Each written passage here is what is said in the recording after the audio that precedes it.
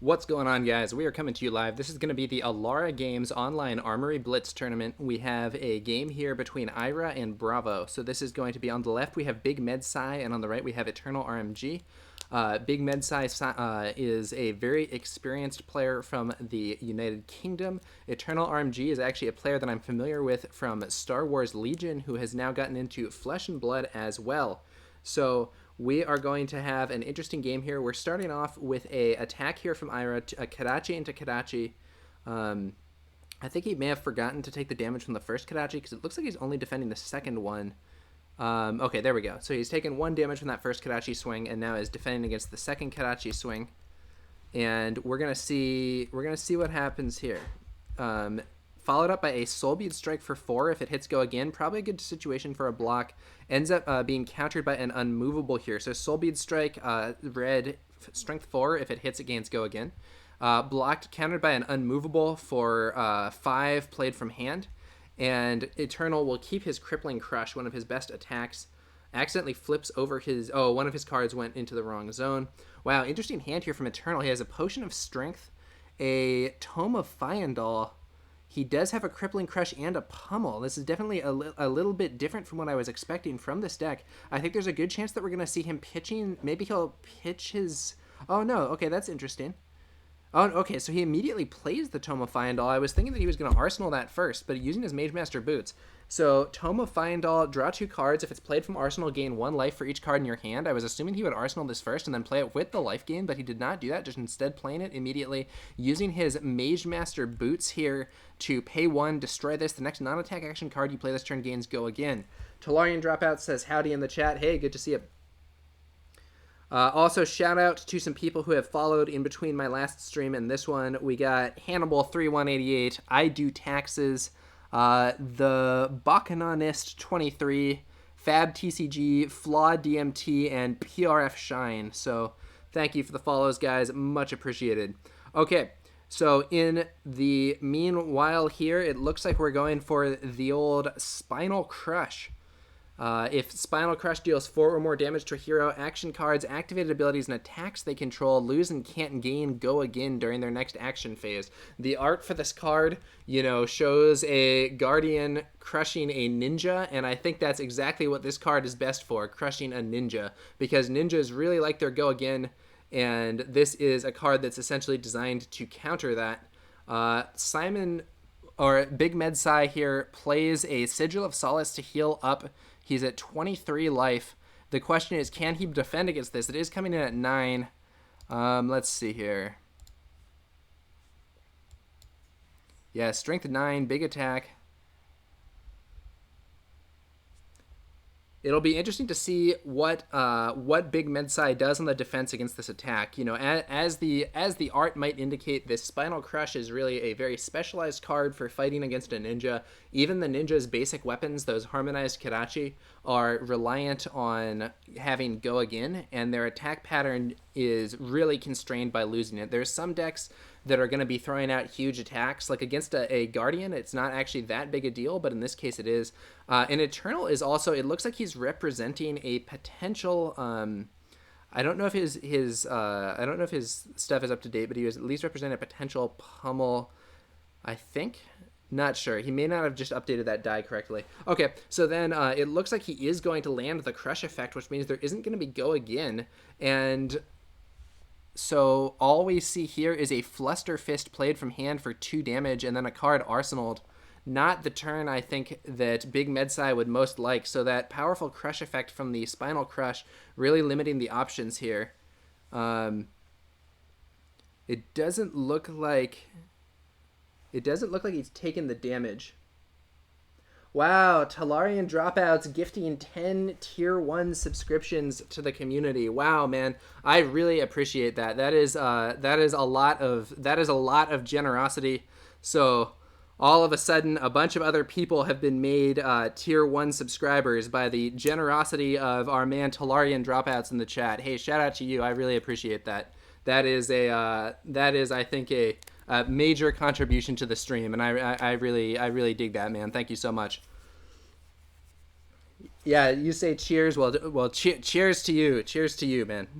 Talarian Dropouts here, by the way, is the player that actually inspired my anti-Ira Dorinthea deck that I was playing in these skirmish events recently. If you want to check out my blog at towernumber9.com, you can see more about that. But he and I were playing, and he was playing his Dorinthea against my Kassai. And in those games, I realized, hey, this might be just what we need to beat Ira. So I kind of made my own deck sort of riffing on that with a similar theme. I ended up winning one of the skirmish events. He ended up winning one of the skirmish events. I think it was, I think he won the Deck Edge event on Sunday. Is that right? So, yeah, so good job there.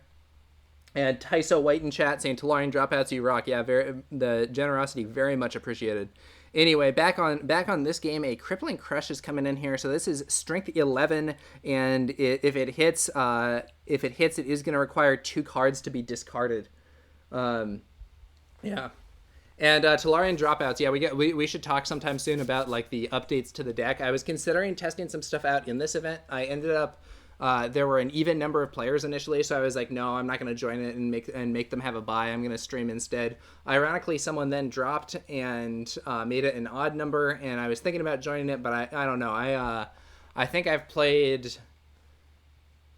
How many games have I played? I've played a lot of Flesh and Blood in the last few days. I think I've played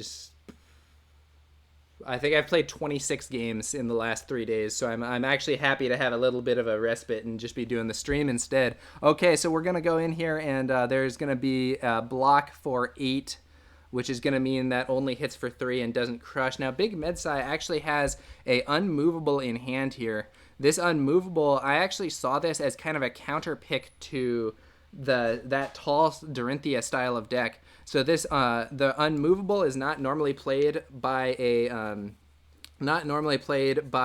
Ira deck. Big defense reaction. I think it's now in Arsenal, and we're just seeing some lag here, which is why I'm not seeing it. I think all he did was heal and then Arsenal the unmovable. And while that unmovable, I think, was being put in there as a option to counter the tall Dorinthea decks, it's also going to be quite good against this Guardian deck. So then looks like we're going to see another Guardian attack coming in, though. It's going to be a Buckling Blow. Coming in for 6. If it deals 4 more damage to a hero, put a -1 counter on target equipment they control. Let's see what the pitch was. Oops. Yeah, let's see what the pitch was. Looks like he pitched for 6, and he had the Seismic Surge. So I think he may have also used Bravo's ability for Dominate here. I'm not 100% sure. Or he might be floating to potentially play that Pummel that he has in Arsenal. I don't quite know. I'm sorry, guys. I think I'm getting a little bit of lag. Talarian Dropouts in the chat saying, yeah, man, for sure, exhausted, in reference to the earlier stuff about having played so many games. And yeah, it's tiring. These events, even though Skirmish is notionally like a 30-minute format, in practice in some of these events, there have been some difficulties with timing. With games going long, or with people dropping and having to do, and like even at the most recent one, I think they had to repair twice after there were some issues. So even though it's a fast format, if you're doing an event that's a 64-person event or a 62-person event or whatever, and you have 6 rounds of Swiss into top 8 and you make the finals, that's going to be 9 games, and I think it was probably 8 or 9 hours. I don't know the exact amount of time. Maybe that's exaggerated. Maybe it was like 7 hours or something. But it was a lot. Oh man, and he does have it. He does have the Pummel. So there's a single block here from a Rising Knee Thrust. Pummel coming in for +4. If this hits, they discard a card. And then the yellow unmovable played from Arsenal for +7, blocking a total of 10. It's actually going to stop this attack even with the red Pummel. So that yellow unmovable, a perfect counter in this situation. Exactly what Big Medsai wanted to have. He was able to stop that big attack, even though I believe it may have had Pummel and Dominate. And that is big. That is a big swing in this game. So we may now see Eternal's momentum being blunted a bit, and this might be the opportunity that his opponent needs to try and get in there, do some damage. Gonna come in with a Harmonized Kadachi there for 1, pitching his Heron's Flight. So Heron's Flight is a card that's kind of a combo card where you can choose attack or non-attack action. They can only block with those. The problem is that to enable the combo is difficult. You usually have to use your Snapdragon Scalers on a Crane Dance in order to actually get the combo. It's a complicated move. But if you do get it against some decks, this attack is basically unblockable and can be an excellent finishing move. In this case, though, he's just going to pitch it to swing. So his Kadachi gets Go Again if you have a card in the pitch zone with cost 0. So he pitches the Heron's Flight to swing for 1 and give the Kadachi Go Again. and then follows up with a Torrent of Tempo red for strength 5. If it hits, it gains Go Again, and he paid for that using the 1 energy that was floating on his Fyendal, or using the 3 counters that were floating on his Fyendal Spring Tunic for 1 energy. Talarian Dropout says, Heron's Flight can be a game finisher. Yeah, absolutely. So if you're playing it against decks like the Tall Dorinthea deck, so my version of the Tall Dorinthea deck doesn't have any attacks. So if you play this Heron's Flight and you say attack action, I can't defend against it. There's just nothing I can do. And it's going to guaranteed hit me for 5. If you kept your Breaking Scales, you can destroy that to give it +1. That means 6 unblockable damage, and that can easily end the game in one of those grinding matchups. The only problem is you have to have set it up by giving Go Again to a Crane Dance, which is a little difficult to do. You might need to save your Snapdragon Scalers to do that, or you might need to come in with a Razor and hope that they don't stop the attack with a defense reaction or whatever. But if you can pull that off, it can be a really powerful and impactful move. Okay, so now we're going to see the Anothos swing coming in. It's going to be blocked here. So I believe he was able to do the strength 6 attack. So this weapon normally attacks only for strength 4, but if you have 2 or more cards in your pitch zone with cost 3 or greater, it gains +2, so you're really swinging it at strength 6 instead. And a strength 6 Anothos attack is quite annoying because you're not really spending any cards and you're making them spend some cards. But Big Medsai now comes in, swings the first Kodachi for 1, and coming in and hitting for 1. And then the Command and Conquer coming in here for 7. With Ira Crimson Haze's ability, your second attack each turn gains +1. This Command and Conquer, strength 7, defense reactions can't be played to its chain link. If it hits, destroy all cards in Arsenal. I think that if I am... This is a weird situation. He has a Pummel red in Arsenal, which he really wants to keep. He has a Crippling Crush in hand, which he would be able to play while still able to do the Pummel in theory. He can... But I think he's going to have to block to save the Pummel. It's a tough situation here. I'm not exactly sure what I would do. Maybe block with 1 card and 2 pieces of armor. He could do that. Or maybe he just decides that he's going to lose the Pummel and do the dominated attack, and that will probably get in.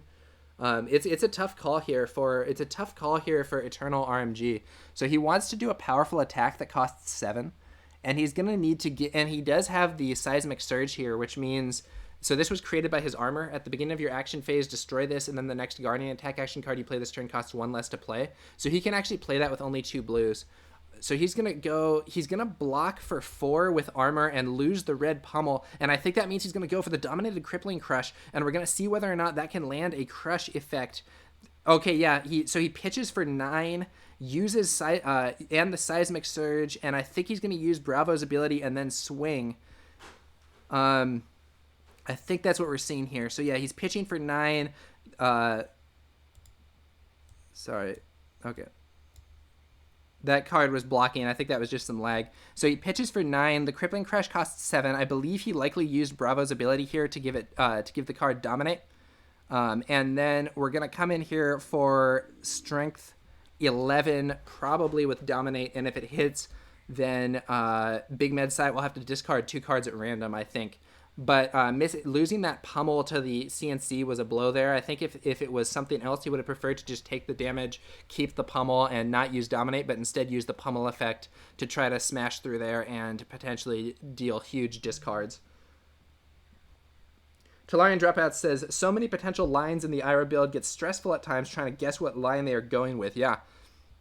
Okay, so we're going to block for 5, and then a Flick Flack from Arsenal for another 3, blocking 8. So 3 damage is going to get in, but that's not enough to land that Crush effect. So Guardian's class special rule or keyword or whatever is Crush, which is that if an attack hits for 4 or more damage, it gets a bonus effect. In that case, it only landed for 3 damage. So Crush is kind of like an on-hit effect that's harder to do, in a sense. On the plus side, though, Big Medsai did have to use his Mask of Momentum. So Mask is a key card for Ninja. It's a once per turn effect. When an attack action card you control is the 3rd or higher chainlink row in a row to hit, you draw a card. And he did have to use it for defense to actually stop the Crush. But yeah, Talarian Dropout says, ouch, losing that Pummel. Yeah, if he had kept the Pummel, he would have been able to do that instead of using the Dominate, and it probably would have been a lot stronger. But that Command and Conquer from Big Medsai was perfectly timed, really. So now we're going to see Kadachi for 1, Kadachi for 2. I think he let both of those in, and then a Crane Dance for 1. So this is the card that you would need to have with Go Again in order to enable that Heron's Flight, but he doesn't have it in hand. He does, however, have a Springboard Somersault, which is going to be a great card to put into Arsenal against this Guardian deck. Might allow him to stop another one of those big crush effects. So this is just 1 damage. We'll see what happens next. Interestingly, if there was a Heron's Flight... follow-up, Eternal would actually be able to defend against it, as he does have both a attack action and a non-attack action card in hand, so he's in a better spot than he would be normally. Now, that last attack would ordinarily be pretty threatening with the Mask, because it would be a potential card draw as well, but in this situation, it is not. So, Eternal playing Blessing of Deliverance. This is a complicated card. Basically, the way this works is when you play it, you draw a card if you have a card in your pitch zone that costs 3 or more. And then at the beginning of your next turn, you destroy this and reveal your top card and heal if it costs 3 or more. So because Guardian likes to play expensive cards, this is something that can be a heal while also giving you a slight amount of energy advantage, so to speak, in that if you pitch blue to pay for it, you have 1 floating and you draw a card to replace it. It's a weird card, though. It can be good for setting up a Nothos also, because you need to do something you need to do things in a slightly weird order in order to set up a Nothos.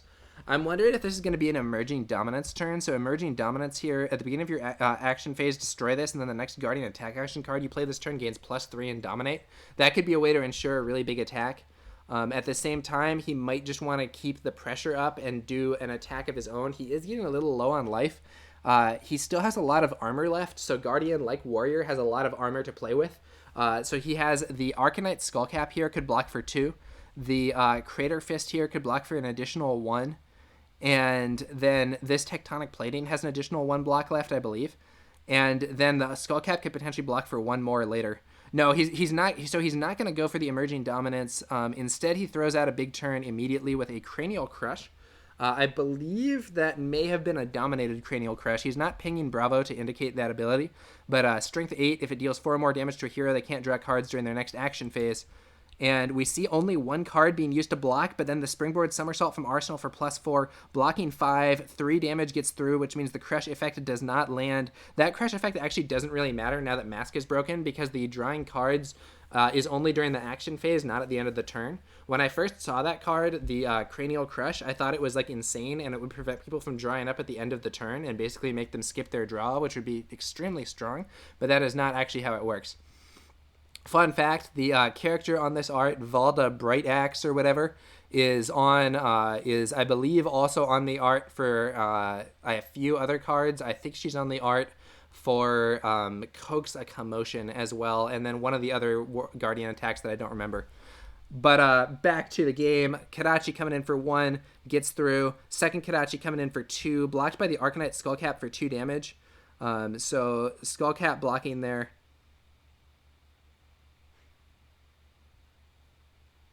And then the E-Strike. I don't know which Enlightened Strike this is, but this has been a very good turn for Big Medsai. He's going to be able to put this red Flick Flack into his arsenal to get a defense reaction set up in Arsenal again to try to ward off those big attacks. The E-Strike looks like it's probably an E-Strike 7, and it looks like it's going to be double blocked here. No, he's going to block with the Skullcap as well. So it's going to be no, he's not. It looks like he's going to save it. So double block, so that's probably going to be 1 damage through, I think. I think it was an E-Strike 7.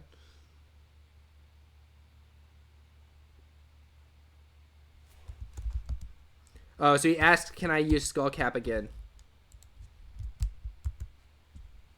And the answer is no, it should be still on this chain.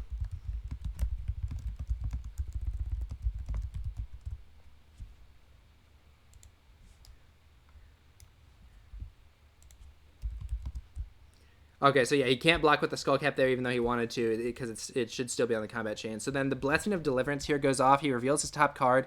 Did it cost 3 or more? It looks like it did, so that's going to heal him for 1 life. And then he's going to, I think, pitch and just swing a Nothos for 4. Not the best turn for him. This is going to be an opportunity for Big Medsai to throw out a bunch of damage. Oh, man. Big Medsai has a life for a life in hand. Oh, I think he missed a trick here. So if he had let this just hit him for 4, he would be able to play that life for a life with go again, because it only gets go again if you have less life than your opponent. But because he countered it with the flick flack, the life for a life now doesn't have go again, and he's going to do a less exciting turn.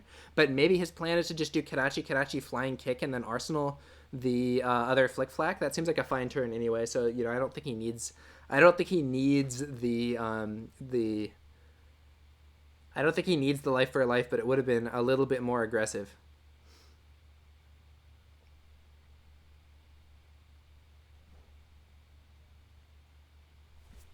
The card that he revealed on the top was Showtimes. That was a heal of 1.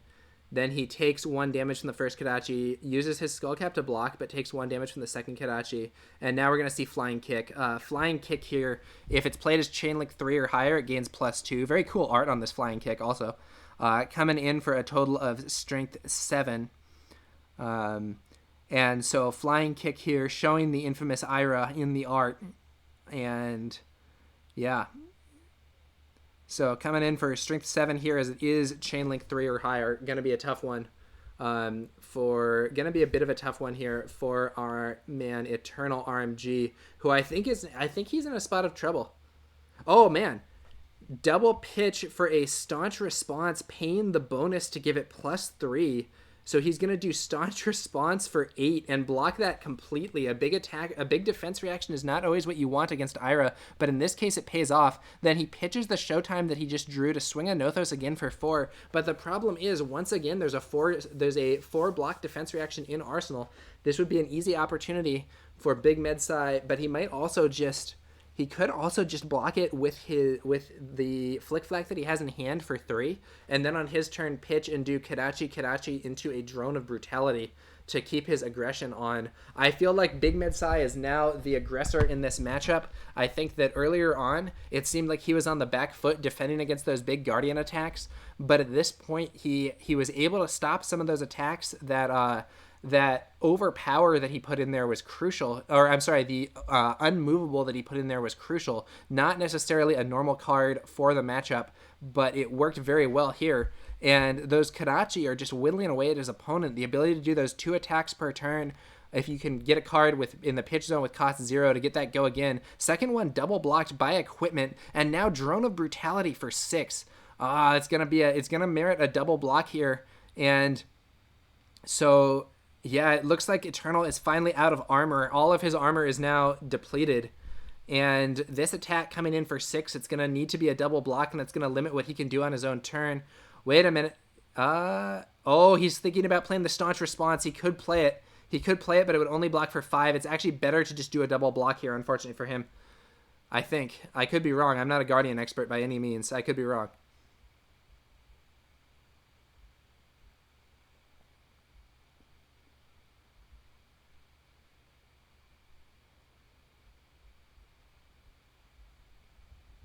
I think Big Medsai has Eternal where he wants him, though. I think this has been...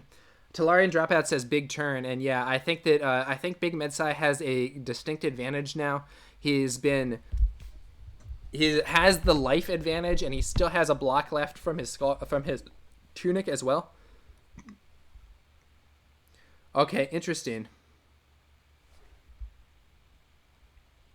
I don't know why he opted to play the Staunch Response and take 1 there. He may be trying to save these cards that he has in hand. Sigil of Solace being played to heal for 3. Oh, you see, he's going to try to go big. Okay, he's trying to buy time. So all he does is make a Seismic Surge token at the beginning of your action phase, destroy Seismic Surge, then the next Guardian attack action card you play this turn costs 1 less to play. And so then he's going to try to play this Spinal Crush from Arsenal. He's reduced its price by 1. So if he pitches 2 blues, he can do this Spinal Crush for spending 4 and also give it Dominate. So it could be Strength 9 Dominate, and the Crush effect could potentially prevent his opponent from getting Go Again, which would really stall Big Med-Size aggression. The problem is he's now drawn into a hand that only has 2 cards that can block. He had the Remembrance and the Energy Potion can't block, so it's going to be a tough situation for him facing this attack. Does he have enough block to actually live? I think it's unclear. This could be the end. It's a very sad situation because it looks like he's very close to being able to try and reverse the momentum here, but because he doesn't have anything he has 2 cards that can't block, and the Ira player has an extremely aggressive hand. This is a very dangerous situation. This is a very, very dangerous situation. Yeah, he blocks with the only 2 cards that can for 5 against this E-Strike, but it's hit by a Razor Reflex, giving it +3. So this is, that's going to be the game.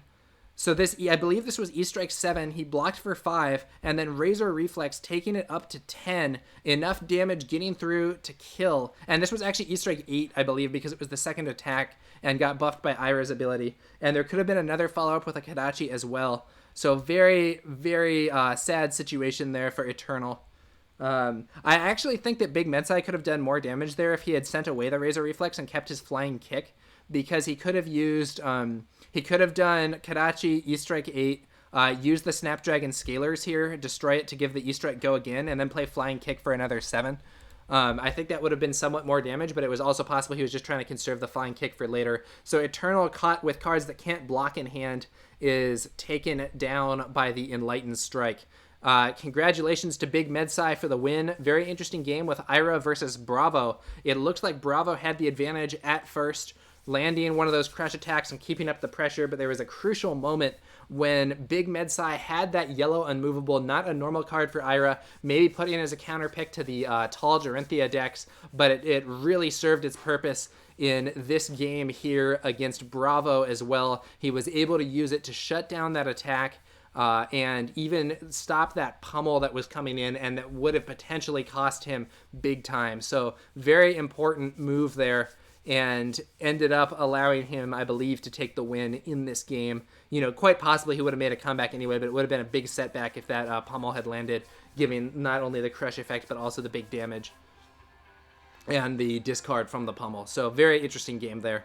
Very interesting game with the Ira versus Bravo there. Okay, so that was gonna do it. That was the so this is the second round. I wasn't streaming the first round of this tournament. I was just observing and not streaming. So that was the second round. I'm gonna check the tournament Discord real fast and see where we're at. And yeah, let's see how this is going. I think there are going to be 2 more rounds. I don't think that they're going to do a top cut for this. I think it's late in Sweden where this store is located. So I think there's just going to be 2 more rounds of Swiss, but I hope to stream those. I'm sorry. I hope to stream those if given the opportunity here. So let's see how things are going.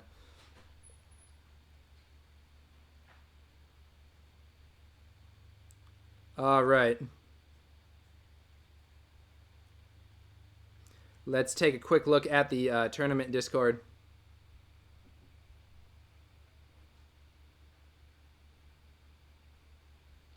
And we will see what's going on next. Okay, it looks like there is one table. I think there's one table that's still going on. Hopefully they will be finished soon and we will pair for the next round. I think I'm going to stay in this room. And so Big Medsai is now undefeated. He's 2-0 right now, and I'm gonna just keep streaming here, and we'll see how he can do in other matchups there. I know that he is a strong player. I think he's one of the most experienced players by the official LSS experience. I think he's one of the most experienced, perhaps the most experienced player in the UK. My apologies if anyone has just sent me a message on chat. For some reason my chat buffer there reset, so if anyone sent anything in the last little bit of time, please send it again so I can see it. I'm sorry guys. I was switching over to the Discord window to check in on stuff on my phone there, and it deleted I used the stream manager on my phone, and for some reason it deleted the chat records. My humble apologies to anyone who sent a message that is now gone. All right, so there is one game remaining. We're going to go on. Let's talk a little bit about the meta in the meantime. So we got some people watching. What do you guys think? What do you guys think about the meta right now? So I know that going into the skirmish series events, there was a lot of talk about, is Ira overpowered? So this hero that Big Medsai has been using, Ira Crimson Haze, very strong character.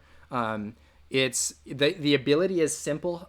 Your second attack each turn gains +1 attack, and it's it's a very simple ability. It's a very basic ability, but it is an ability that I think is very consistent.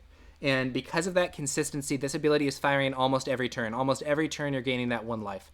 And this is really different from some of the other heroes. So, like, Dorinthea's ability is really strong, allowing you to attack with that sword again, but it only goes off on turns where your first sword attack is able to hit. So if your opponent blocks you out, your hero card didn't do anything for you that turn. Now, to be fair, it maybe did something by making them block more in order to turn it off. So it's not as if it was totally useless. But in terms of direct value, Ira is getting direct value almost every turn. A lot of other heroes are not getting that same value all the time. It's going to be a lot less consistent for them to get value from their ability. So Ira is very frequently going to be able to just get that +1 every turn or almost every turn, because she can, if she has a blue card with cost 0, so she can pitch it, spend the first energy to swing the first Kadachi for 1 with go again, because there's a card in the pitch zone with cost 0, and then spend the second energy to swing the second Kadachi for 2 with go again, because it will get +1 from Ira's ability. Then she still has 1 left to potentially pay for an attack. And so if you have like a Torrent of Tempo red, which is strength 5 if it hits draw a card, and it costs 1, you can pay that afterwards. So you could do like, pitch a blue with 0 cost, Kadachi for 1, Kadachi for 2, Torrent of Tempo for 5 if it hits go again. So that's 8 damage. That's 8 damage being thrown out by just 2 cards. And additionally, if the opponent is not able to block any of that, you're going to trigger your Mask of Momentum, which is when an attack action card you control has the 3rd or higher chain link in a row to hit, draw a card.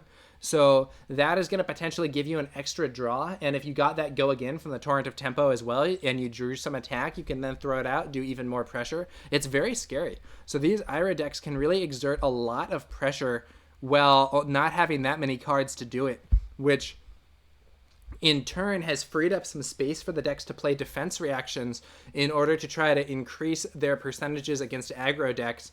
So against a more aggressive deck, often what you're going to see Ira doing is blocking heavily and using defense reactions to try to blunt their pressure, and then using their consistent ability to get the Kadachi swings and to get the +1 from Ira's ability to just sort of slowly whittle down the opponent. Now, this is a very good strategy. It's not an unbeatable strategy. So one opponent that Ira can have trouble with is Kano. So Kano the Wizard is only doing arcane damage in most of the compositions that I've seen. And because of that, Ira's defense reactions are extremely bad against arcane damage. So those defense reactions are just not able to do it. Those defense reactions are just not able to do it against the arcane damage. And as a result of that, it's going to end up being quite negative for some of these Ira decks, because they have a lot of dead cards in hand. So it's like, if you have your red Flick Flack or your red Sink Below, those are cards that some of these decks are playing, and those cards are dead against Wizard. They don't do anything. All they are is pitch for 1, which is really poor. Now, some of these decks have been changing in order to help try to fight Wizard by taking more cards. They're trying to help fight Wizard. They're taking more cards for their defense reactions that are not going to be red. So for instance, we saw Big Medsai playing the he was playing the Springboard Somersault, for instance. So that's one. So that's a card that it's still going to be able to do that defend for 4 against an aggro deck if you can get it set up in Arsenal, but it is going to be it is going to allow you to pitch for 2. Now, the downside is it only blocks for 2 from hand, because it's reliant on being played from Arsenal to get the full defense, but it's going to be probably a better card than that red Sink Below if you're going to be playing against a Wizard, or in general if you're going to be trying to be the aggressor. Talarian Dropout says, Ira's very strong in the meta, but like you said on your blog, she may give up some strengths against other classes to combat tall Dorinthea.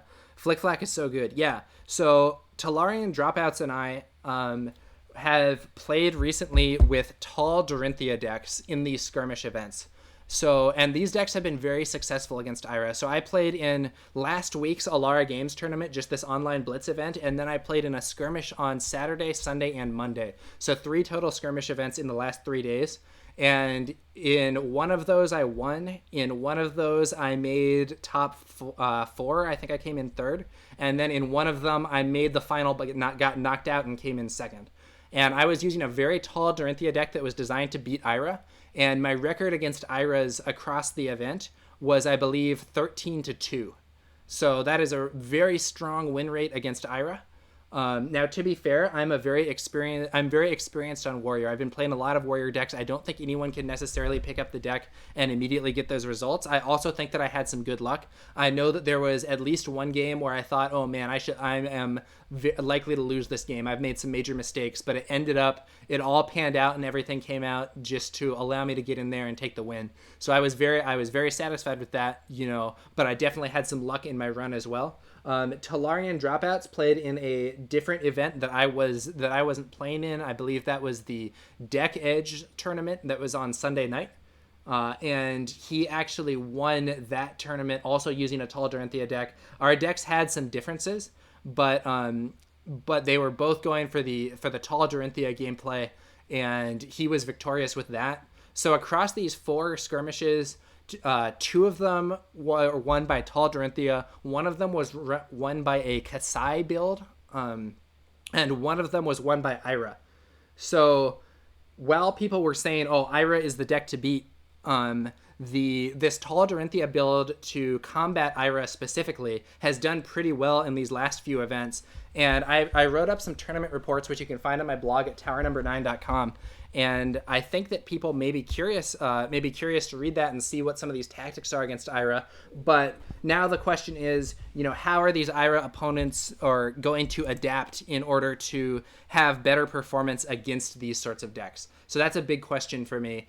So we saw Big Medsai, for instance, or Big Medsai, my mistake, using he has that unmovable that he put in there. And in one of my games in yesterday's tournament, I had a situation where I thought, the best defense an Ira deck has is a red defense reaction for 4. That's the best thing he can do.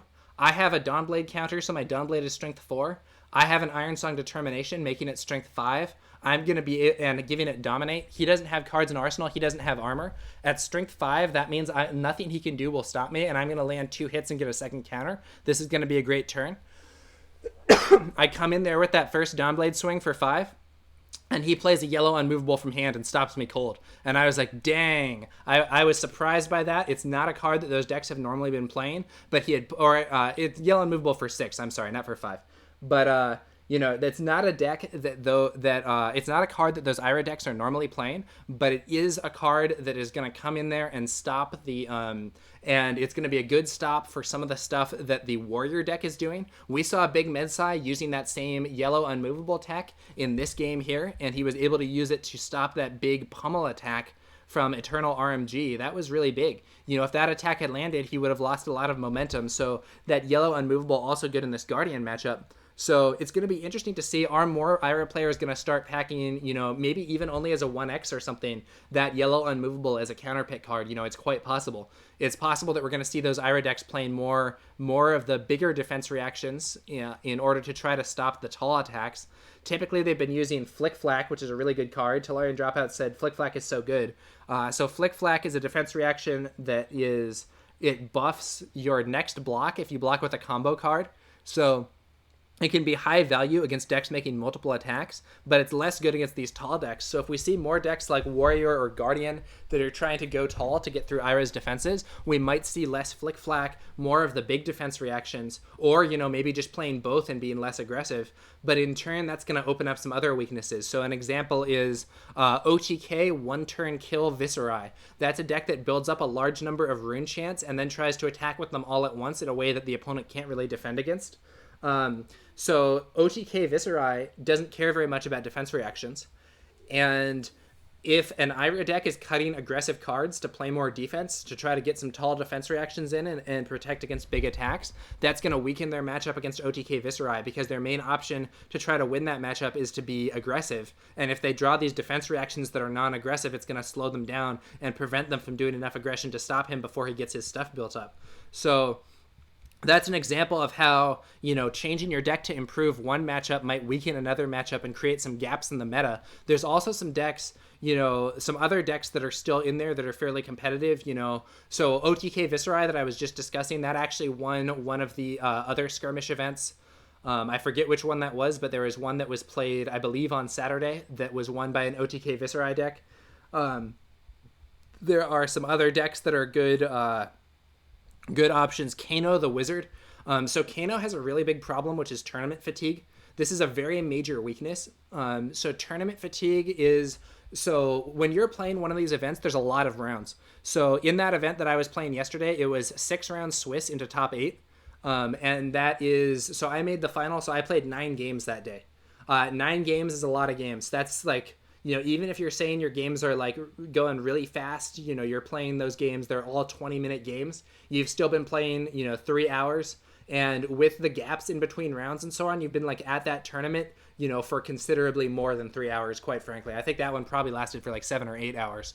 To be fair, there were some issues with repairs and stuff, but it was a very extended game. Kano is a mechanically complicated hero, and you have to get your stuff set up and do things right. There's a lot of opportunities to mess it up. And because of that, you have that tournament fatigue opportunity. And if that tournament fatigue is hitting you and you're not playing as efficiently, you can really get punished for it. That can really be a situation where you're going to be in a less effective scenario than you would be with a deck that's more consistent. So these Ira decks are very consistent. If you're tired, you can still be doing pretty basic gameplay of defending, throwing out those 2 Kadachi swings plus an attack. Maybe you get a bigger turn and you want to set up for that or whatever, but the core game plan is very simple. Whereas with Wizard, there's all, there's these opt effects, there's these top decks, there's things that make other things instants, it's very complicated, and there's more opportunities to mess up. So actually, I believe in the finals of the Deck Edge skirmish, I believe Talarian Dropouts actually played against a Kano player. And I remember I was observing the game, and I remember the Kano player actually said, the Kano player actually said something like, I'm not going to do the math on this. It would take like 10 minutes. I'm too tired or whatever. I'm just going to go. And he tried to do his big combo, and he messed it up, didn't get the kill, and died. And I'm not saying that if he had done the math and done everything right, he would have necessarily won. But under the circumstances, I have to say, I bet that if that had been game 1 instead of game 8 or whatever it was, there would have been a much higher chance that Kano player would have been able to execute his combo with maximum efficiency if he had been thinking about it and weighing everything carefully, instead of being fatigued and just deciding that he was going to just go and see what happens. That might have been much more effective. So that tournament fatigue can really cost you in a big event. But on the other side, I think Kano is very strong. So the advantage of Kano is the arcane damage that can't be blocked by normal things is a great way to get around all the attack reactions and stuff that Ira does, or all the defense reactions rather. Normally, if you have an aggressive deck, the way that you try to beat Kano is by getting him before he gets you and playing super aggro. So like I had a Kano match where it was my turn 2, and going into my turn 2, I was like, probably one or the other of us is going to die this turn. I don't know which one it is, but probably this is the last turn of the game, my turn 2. And the reason that I say that is that Kano has a lot of stuff that can come in as an instant and zap someone on their own turn. I was low life, he was low life, I had a very aggressive hand, and I was like, I can probably push through and get this guy. So it was going to be, can I do it? I can probably push through and get him, but can he zap me with his Kano ability and instants and stuff before I do that? And he didn't quite have enough. I think he got me down to 4 life, but I lived, and got him with a Iron Song response or something. But that's how fast and aggressive these Kano games can be. It can really be, one way or another, this game is going to end on even the second or third turn.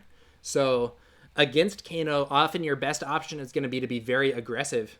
And if you're playing more defense reactions in order to combat these other builds, you're going to open up a weakness to Kano because the defense reactions don't do anything against him, and they're cards that you can draw that will blunt your aggression and prevent you from getting the advantage. So that's very interesting. Now, the tournament fatigue is a big issue for Kano. I actually saw a report from, it was on Channel Fireball. It was from one of the experienced New Zealand players. It was one of the experienced New Zealand players who had actually been playing the he had actually been playing in the calling event, and he had made top 8 at the calling. And this guy had like a really interesting, he had really interesting stuff going on. He was talking about what he was doing. And he was like being very strategic. His plan was to go for a 1-turn kill, and he was going to get the bottom of his deck all set up so that he would have like a certain number of blues that would allow him to keep using Kano's ability, and then do like the perfect combo that would kill someone even if they had 20 life. And he was going to like defend and then do that. And he was talking about it quite frankly. This was Jason Long.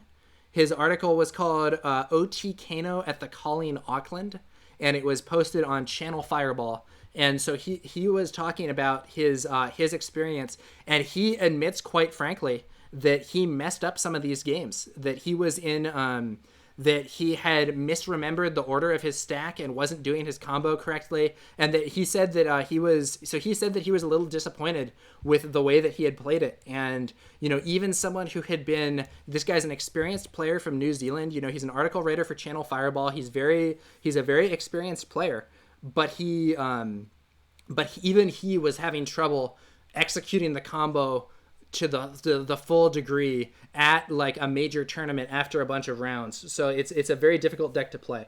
All right, it looks like we're going to get the second round here. Let me just make sure that it's okay for me to stream. Okay, so Pierce says both okay to stream. Sounds good. So we are going to see Kassai versus Ira this time. And then just getting back to some of the comments that were made in chat. X Snappy X, thanks for the follow, X Snappy X, much appreciated. And he says, I took second to that OTK Viscera build. It was the Rocket City Gaming Lounge skirmish. Okay, yes, that's cool. That's cool. And then he said, I'm 2 for 2 on top 8s in response to something from Talarian Dropouts. Lost to Davis last night in top 8. Yeah, good game, man. Good game. And Talarian Dropouts agreeing with me. Kano is a very meticulous deck to play. Over the course of 2 long tournaments, I would be mentally fatigued for sure. And Adventure Company Gaming says, Kano almost always wins with their opponent having lethal on the chain. Yeah, it's very common for Kano to be in that situation where it's like, one of us dies this turn, let's see who it is. Either Kano gets his combo and blows up the opponent before their attack hits, or he doesn't quite get there and the attack hits and kills him. And that was exactly the situation I was in. Troll Saft, thanks for the follow. So then in this game, we're seeing second Kadachi swing blocked by the Brave Forge Bracers, followed up by a Fluster Fist here. This is a little surprising to me because I think this Ira player is going second. I would not block with my armor against the second attack. I would block with a card from hand. It's possible that he thinks his hand is like set. Wow, he's blocking with the E-Strike. I'm a little surprised by these blocks. That's not quite necessarily what I would have done. I think I would have blocked with more cards from hand, and I would have probably tried to save the E-Strike because that's a very high impact card. On the first turn, because you're going to refill those cards, you often want to block with cards in hand instead of armor. I think he gave up this armor unnecessarily. But maybe he just liked those cards in his hand so much that he was like, okay, I'm going to just keep this, and away we go. All right, so let's see here. XSnappyX says, I was so worried you're going to get me in round 5 last night, AJ. My needle blunder I got away with, and I was just waiting for you to chance some draws. Adventure Company Gaming says, yeah, I played Kano 2 out of 3 tournaments, and by the end of last night, I just started getting bad brain fog. Yeah, it's hard, dude. The decision fatigue. It's legitimately difficult. I've played in a lot of tournaments for a lot of different games, and there is a notable difference between a deck that you're going to... Like, let's say that I'm playing Dorinthea at, like, 80% when it's game 9. I will take, 80% Dorinthea. I might take 80% Dorinthea over, like, 60% Kano. You know what I mean? There really is a factor of like how easy is this deck to pilot when it is that end of the tournament, and you have to be really careful about this stuff. And Adventure Company Gaming says, oh yeah, somebody asked me about why I didn't block Needle After, and I was like, I just blanked it. XSnappyX says, yeah, I don't play against Wizard often, I just muscle memory the attack like it was Kadachi. Yeah. Okay, so over here, we're seeing hit and run. Next weapon attack this turn gains go again. If you've attacked with the weapon this turn, your next attack this turn gains +3. Centauri Saber coming in for 2. If it's defended by an attack action card, it gains +1 until end of turn. Looks like Big Med Sai lets the hit in. Then we're going to see Sharpened Steel. Next weapon attack gains +3. Second Saber coming in for 5. Looks like Pierce forgot to use his Braveforge Bracer here. He could have used it to give that attack +1. He may have also been trying to bluff a route. Oh, no, I guess he did use it and just didn't change the die. So the Braveforge Bracer there, your next weapon attack this turn gains +1. Activate this ability only if a weapon you control is hit this turn. Go again. So because he lands the first Saber hit, coming in with the second Saber hit, which is free thanks to Kassai's ability, this is going to be at strength 2, +1 for the Braveforge Bracers, +3 for the Sharpened Steel, coming in at strength 6. And so Kassai has a hero ability that's going to give out copper tokens. She's going to get 1 copper token for each hit that she made with her sabers if she had at least 2 saber swings in the turn. And so this attack coming in for strength 6, and there is an out for blood in hand that could buff it further, or it could be saved. It is going to be played, so he's going big. Red out for blood, +3. If the defending hero is defended with a card from their hand, this chain like your next attack gains +1. So it does, but I don't think there is a next attack. It doesn't. It was just a breaking scale. So blocking for 1, springboard somersault I think for 4, and then a red flick flag also for 8. So that second attack does not land. Maybe it lands for 1. What was the strength? Was that strength 9? It was strength 9, but it was blocked for 9 because that breaking scales was used. So he's not going to get a second copper token. Adventure Company Gaming says, double sigil turn 1 was pretty demoralized. Yeah, those sigils of solace can be, it's nasty when you see that and your opponent's just up to like 23 or 26 and you're like, man, a hill to climb. Story Circle 12, rooting for Kassai. I'm kind of rooting for Kassai. I like Kassai. I like Kassai's playstyle at the very least. I don't know if I like her as a character or whatever, but I like her playstyle. Okay, so then these copper tokens, he got 1 of them for getting the 1 sword hit on a turn that he swung with 2 weapon attacks. You can spend 4 energy and destroy one of these to draw a card. That's usually only used if you have a ton of blue in your deck. You can use that as kind of a emergency draw a card and hope to draw more aggression if you have a card with too much energy and not enough hand with too much energy and not enough aggression. But there's also a card called Cash In where you can sacrifice 4 copper tokens to pay for it instead of paying its normal cost, and it just lets you draw 2. So if Kassai can build up to 4 copper and then she draws Cash In, that can be like a sudden tempo boost. Story Circle 12 says going to change to Kassai for the skirmish season. Cool stuff, man. So Kadachi into second Kadachi. Second Kadachi blocked by Courage of Bladehold. Followed up by a Rising Knee Thrust for 1. And that can just be let in. It's not threatening the Mask of Momentum.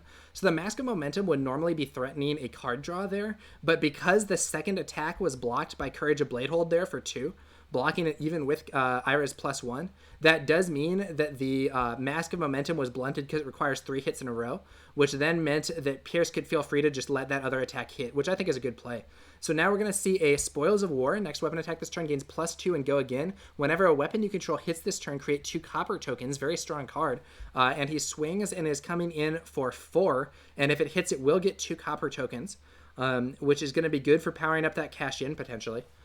Spoils of War is also the only way to get copper tokens other than Kassai's ability. We do see it played in Dorinthea quite frequently because it's a really good card, copper or not.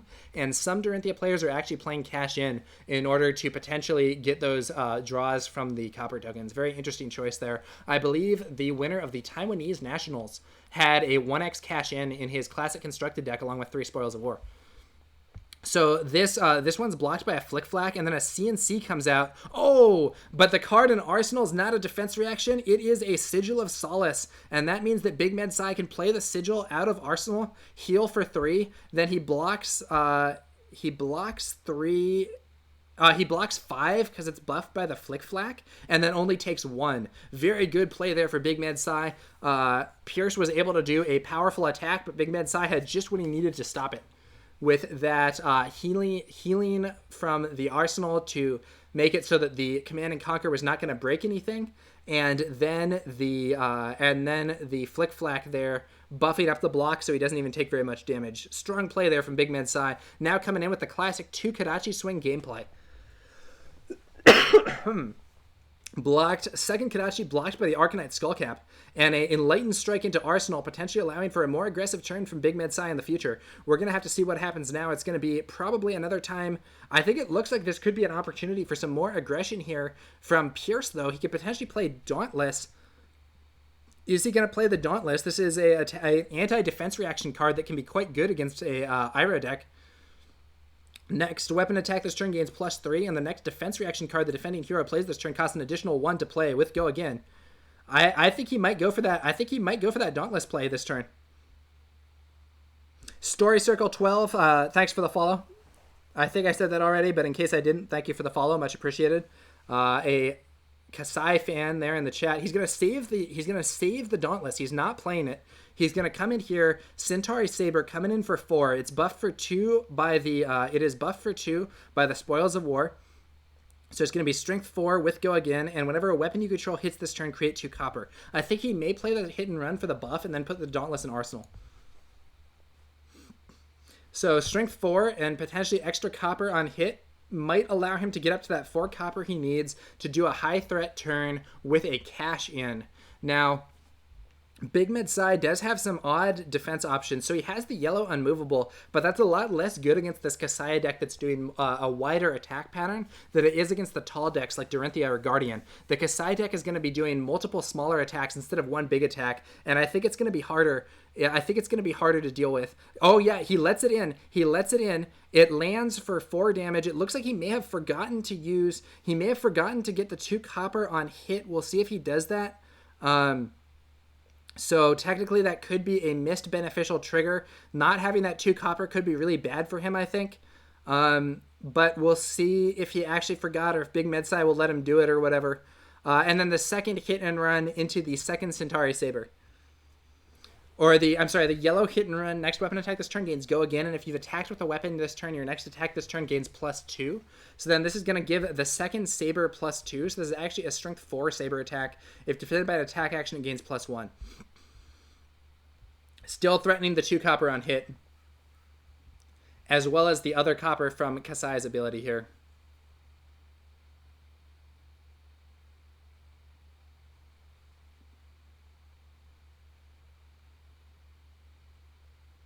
Story Circle 12, where are you at where you're having some breakfast before starting work?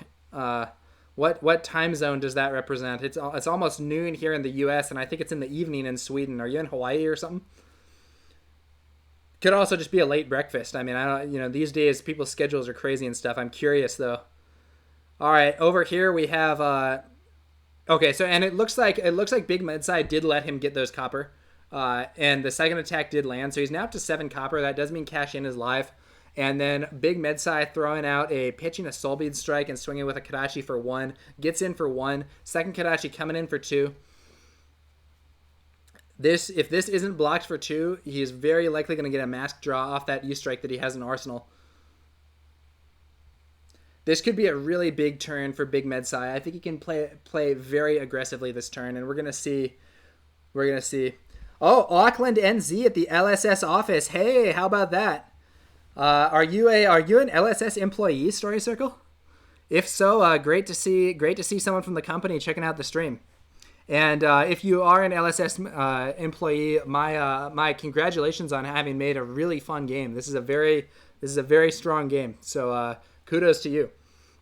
And if not, and you're just hanging out at the LSS office for whatever reason, that's cool too. I am sadly in the US and don't have as much access. You are an employee. Great. Yeah, man. Great to see you here. Organized play manager. Sweet. Wait, so does that mean you are Alan? Is that correct? I don't know if I have that. I don't know if I have that right. I don't remember what everyone's role is, but I believe Alan is the OP manager. If so, great to see you here, Alan. I appreciate that. And if I recall correctly, you also do some podcast stuff, which I've enjoyed listening to in the past. It's cool to have. In a lot of companies, the employees are not very knowledgeable about the game. Or, maybe they are knowledgeable about it on a professional level, but not like that much personal. One thing that I really like about Flesh and Blood in particular is that to me, it feels like in Flesh and Blood, the employees of the company are more skilled at the game and more engaged with the community than I see from a lot of other companies, which I think is really cool. Sorry, I was so busy distracting by that, though, that I wasn't giving good commentary. My apologies to the viewers that were hoping for a bigger play-by-play. Pierce ended up taking a lot of damage there. I'm just going to look and see exactly what happened. It does look like that E-Strike got played into a CNC, and then I think it was followed up by Drone of Brutality for a lot of damage. Radio Reflex casting tonight at 6:30 p.m. New Zealand time. What's the topic tonight, Alan? What are you guys going to be covering? So yeah, shout out. It's I believe it's called Radio Reflex. Ian and Alan is the name of that podcast, I believe. Focus on the play-by-play. Cool stuff. Yep, I will do the play-by-play here. Talarian Dropout says gifted another subscription. This one to Story Circle 12. So thank you, Talarian Dropouts, for your generosity in supporting the stream. Much appreciated. Back to the play-by-play, though. Back to the play-by-play. They're going to be covering Skirmish, but here we have Warrior's Valor Red. Next weapon attack this turn gains +3, and if this hits, the attack gains go again. Strong card here into the Dauntless. Next weapon attack this turn gains +3. The next defense reaction card the defending hero play this turn costs an additional 1 into the Centauri Saber. So that's going to be a total of strength 8. If it's defended by an attack action, it's going to get +1. And we're going to see Big Medsai thinking about his defensive options against this attack. The problem is the go again will only go off if he actually gets the hit, and I think that that unmovable is going to come out to stop him. Yeah, pitching blue and using his tunic for energy to get around the Dauntless to play the unmovable for 7 plus 2, defending for 9. That is going to be enough to stop this attack. Warrior's Valor doesn't go off for the second swing, and Pierce's momentum is blunted. Big Medsai now has the opportunity to potentially do a big attack. He can do he can probably just go for E-Strike 7 and then Arsenal another powerful card. Big Medsai definitely has the advantage this time, though losing the mask can't have been something that he loves to see. Story Circle 12 says, I actually ran OTK Viscera at a 3-1 at Armory. Cool. Yeah, OTK Viscera is an interesting deck. I don't like OTK Viscera. I don't like OTK as a playstyle. To me, it's less interactive than I prefer. But I have had interesting games against it, I have to say. I don't think it's unbeatable or whatever, and I think it's conceivably a good Ira counter. But to me, it just feels bad, man, playing the... when you have your turn and it's just like, I'm going to play Read the Runes yellow and get 2 rune chance. It feels bad, man. It doesn't feel aggressive enough for what I most prefer. Talarian Dropout says, nice. Ian and I played on stream the other night. I barely beat him with Tall Dorinthea. He was on OTK Runeblade. Yeah, Ian's been playing in some of our skirmish events. I've seen him in some of those. It's a little intimidating to have the hardened veterans from New Zealand come in and playing. But yeah, so E-Strike getting heavily blocked there with equipment. There's going to be a block from the Skullcap and the Bracers. So that's 2 plus 3 there for 5 total, I think. So that should be 2 damage getting through, I think. Maybe it was an E-Strike 5. I don't actually know exactly what happened there. I thought that was an E-Strike 7. I'm going to ask them in chat what E-Strike was that. Because I'm a little confused as to what happened there. I'm typing on this very bad quality keyboard because my laptop keyboard is really breaking down. Okay, so it was E-Strike 5 draw. Okay, so he did an E-Strike 5 draw, and that's why it was blocked fully. So I was a little confused because I thought it was a 7, but he was, I think, trying to draw something better to have in the arsenal. Didn't end up getting it, though, and I think just arsenaled the Command and Conquer. Story Circle 12 says, played the same list as, presumably same as Ian, missed all the Ira decks, drew with Ranger, and beat Bravo, Bravo, and Dash. Hey, it's sad that you missed all the Ira decks, but that's what happens sometimes. In the tournament that I played yesterday, I had my anti-Ira deck, and I only played 1 Ira in Swiss, but then in the top cut, I had 3 Iras to take on. So Big Medsai taking a lot of damage this turn. So there's going to be a Sharpened Steel Red into a swing for 5. He lets it through. Refraction Bolter is broken for the second attack. Second attack coming in from the Centauri Saber. That one also gets let through, I believe. Lots of damage getting through, but now there's going to be a really aggressive turn. Really aggressive turn from Big Medsai, and I think this is going to be his opportunity to take tempo and turn the game around. And Pierce must really be hoping to draw one of those copies of Cash in order to power up his turn and get that momentum. Big Medsai with the Life for a Life coming in. He has less life. That's another reason to take a bunch of damage. So that Life for a Life has Go Again coming in at strength 5, and if it hits, it will heal him for 1. There's no armor available. It's going to have to be a double block.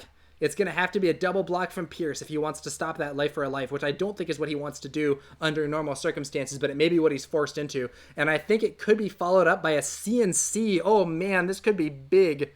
This could be big. He does go for the double block and stops the Life for a Life, and I think it's going to be double pitch into CNC. Oh, single pitch into CNC. He had one floating. Even better, that flying kick going to the arsenal. CNC for 6, threatening to destroy the Steel Blade Shunt, which can't be played against it because of defense reaction. Oh, man, this is a bad situation for Pierce. He's going to have to double block and lose all momentum if he wants to stop this Command and Conquer. And if he takes the hit, he'll not only take some damage, but he'll lose that Steel Blade Shunt that he has in the arsenal. Difficult situation here for sure.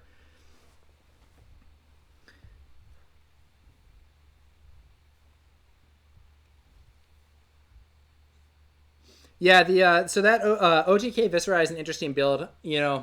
I prefer a more active deck. I prefer a more aggressive deck. I also like, this might sound silly. I don't like some of the Runeblade art, man. I think some of the Runeblade art is, it's sort of gross, dude.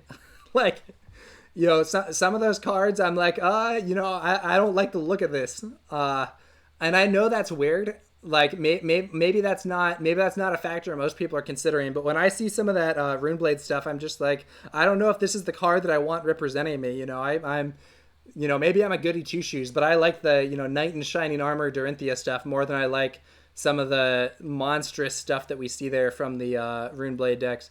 Okay, he's only blocking with one card, so Command and Conquer, defense reactions can't be played to it, and if it hits, destroy all cards in Arsenal. So he takes the hit, loses his Steel Blade Shunt. I have to say, I think this was the wrong move. I think he needed to double block, even though it lost the stuff. Story Circle 12 says, "Hi, I love the horror aspect." Yeah, I know there's some people who are big fans of that.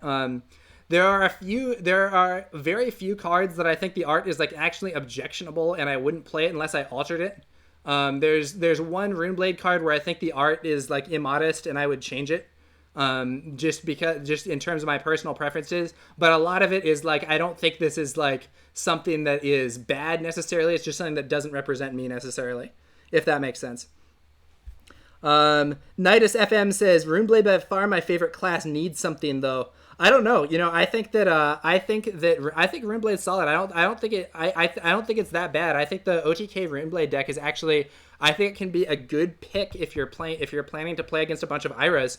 A lot of these Ira decks, especially ones that are playing all this defense stuff, don't have the aggression to stop you before you build up your combo and get them.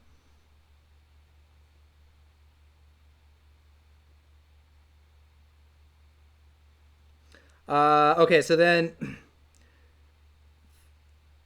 yeah, so Story Circle 12 says, totally does make sense. Ron84 saying, to think I'll most likely play against both of these players in the UK, that's free wins to them. Oh man, but Pierce has finally drawn his cash in. He can destroy 4 coppers to play this card to draw 2. This could be just the card that he needs. If he can keep it in his hand, if he can survive this turn with just a little bit... Oh, what is he doing here? This is a surprising play. He plays a Steel Blade Shunt against the first Kadachi. I'm very surprised by this. I would probably have tried to save this or play it against the second Kadachi. I don't know why he played it against the first one. He is going to block 1, and it does deal 1 damage to his opponent, but I would have saved it. I think he's in trouble now because paying for that Shunt means that he only has 2 cards in hand that can block, and he's going to have to block with his cash in, I think. I think he's in big trouble.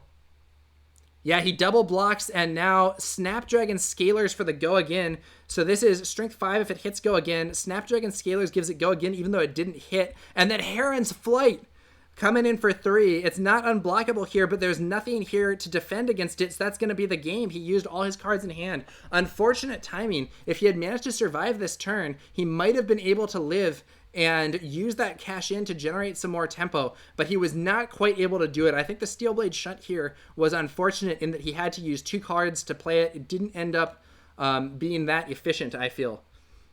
So that's it for Pierce. Pierce is off. Pierce is defeated by big med-size Ira aggression. Hooch says, I love the Master Magic / Caster Knight archetype. Yeah, I like the gameplay. Like, honestly, if Runeblade had Dorinthea's art, I might be playing Runeblade. I'm not gonna lie. Like, if the theme for the character was different, I might be playing it. That I like the mix of the physical and arcane damage. I think it's interesting. Nidus FM says, well, need more than OTK builds, etc. Yeah, so I do think that there are some decks that do that a little better. I think that there are I personally think that some decks that are like kind of hybrids, they're not going for the pure super OTK, but they do have the build up, but they also have some aggression and like kind of more ability to threaten tempo. I think that tends to be a little bit better, at least in my opinion. Like, but I'm also speaking as a warrior player. You know, as a warrior player, I can usually get OTK before they get me. Because I just have so much aggressive stuff, but it's possible that, you know, the deck that has more stuff to contest tempo is going to do worse against Ira, where you really want to build up. Yeah. So then, yeah, Talarian Dropouts was cheering for the cash in. Yeah, unfortunately didn't end up paying off there for Pierce. He was stopped on the turn right before he might have been able to play it. Tough break there. Talarian Dropout saying Rip Kassai. Ron84 says, well, yes, we play Pierce, but yes, yet to play against Sai. He's top in UK at the moment. Yeah, so Big Med Sai is a very experienced player. He is, yeah, I think he may be the top UK player in terms of LSS official experience points. And he is, he's a very interesting, he's a very interesting player. He's been playing a lot of Ninja, so he's a Ninja player, I believe, in both Classic Constructed and in Blitz format. He's actually done both of those. So I've really enjoyed seeing some of the stuff that he's been doing. I actually played against him. This is going to be a game, so this is not going to be for a few hours. There's going to be one more game in this tournament, and I'm hoping to stream it.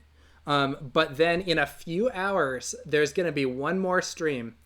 It's going to be at 5 o'clock p.m. I'm actually going to stream the finals of the UK Online League Season 2.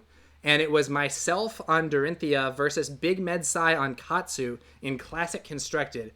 And I'm going to be streaming that game with commentary. I took a recording while we were playing it sometime last week. And I'm going to be streaming that game and offering my commentary at 5 o'clock p.m. Pacific, 8 o'clock p.m. Eastern time in the United States. So that's not going to be for about not going to be for about 5 hours, but yeah. Pierce48 coming into the chat and saying, "Gosh, that was tough. Can never predict those razors." Yeah, you know, good try there, Pierce. Unfortunately, didn't pan out. I was hoping that cash in was going to come in play. Big Medsai asks, "How's the stream going?" It's going well. I'm just sending a message to him there. Going great. Lots of interesting chat. Thank you, by the way, chat, for being so engaging on this stream. I really prefer to do these streams in situations like this where where I can just hang out, talk to the chat, talk about the game, and it's a very friendly environment, and it also, you know, gives me things to discuss during more empty spaces. Yeah, so let's see here.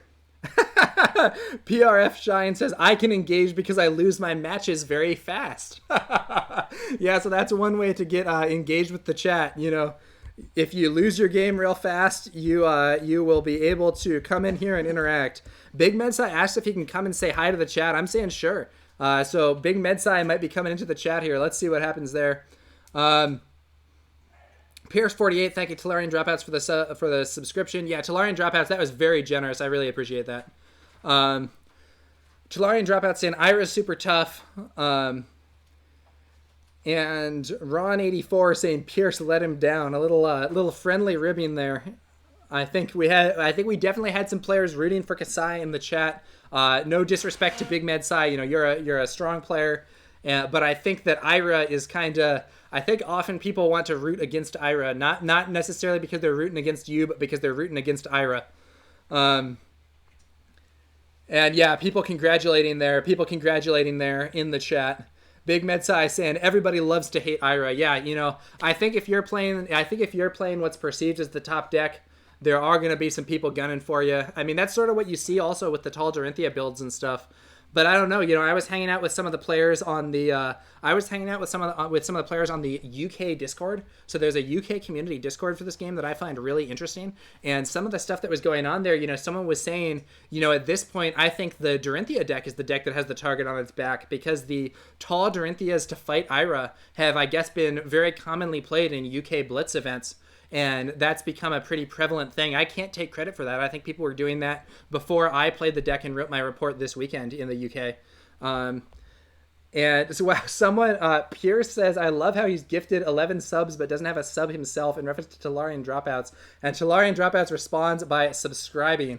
Thank you for the subscription, Talarian Dropouts. Extremely generous. I really appreciate that. You are now the, I think by far the #1 supporter of this stream throughout its life, even in the earlier days of Legend of the Five Rings and Star Wars Legion, which I used to stream more frequently.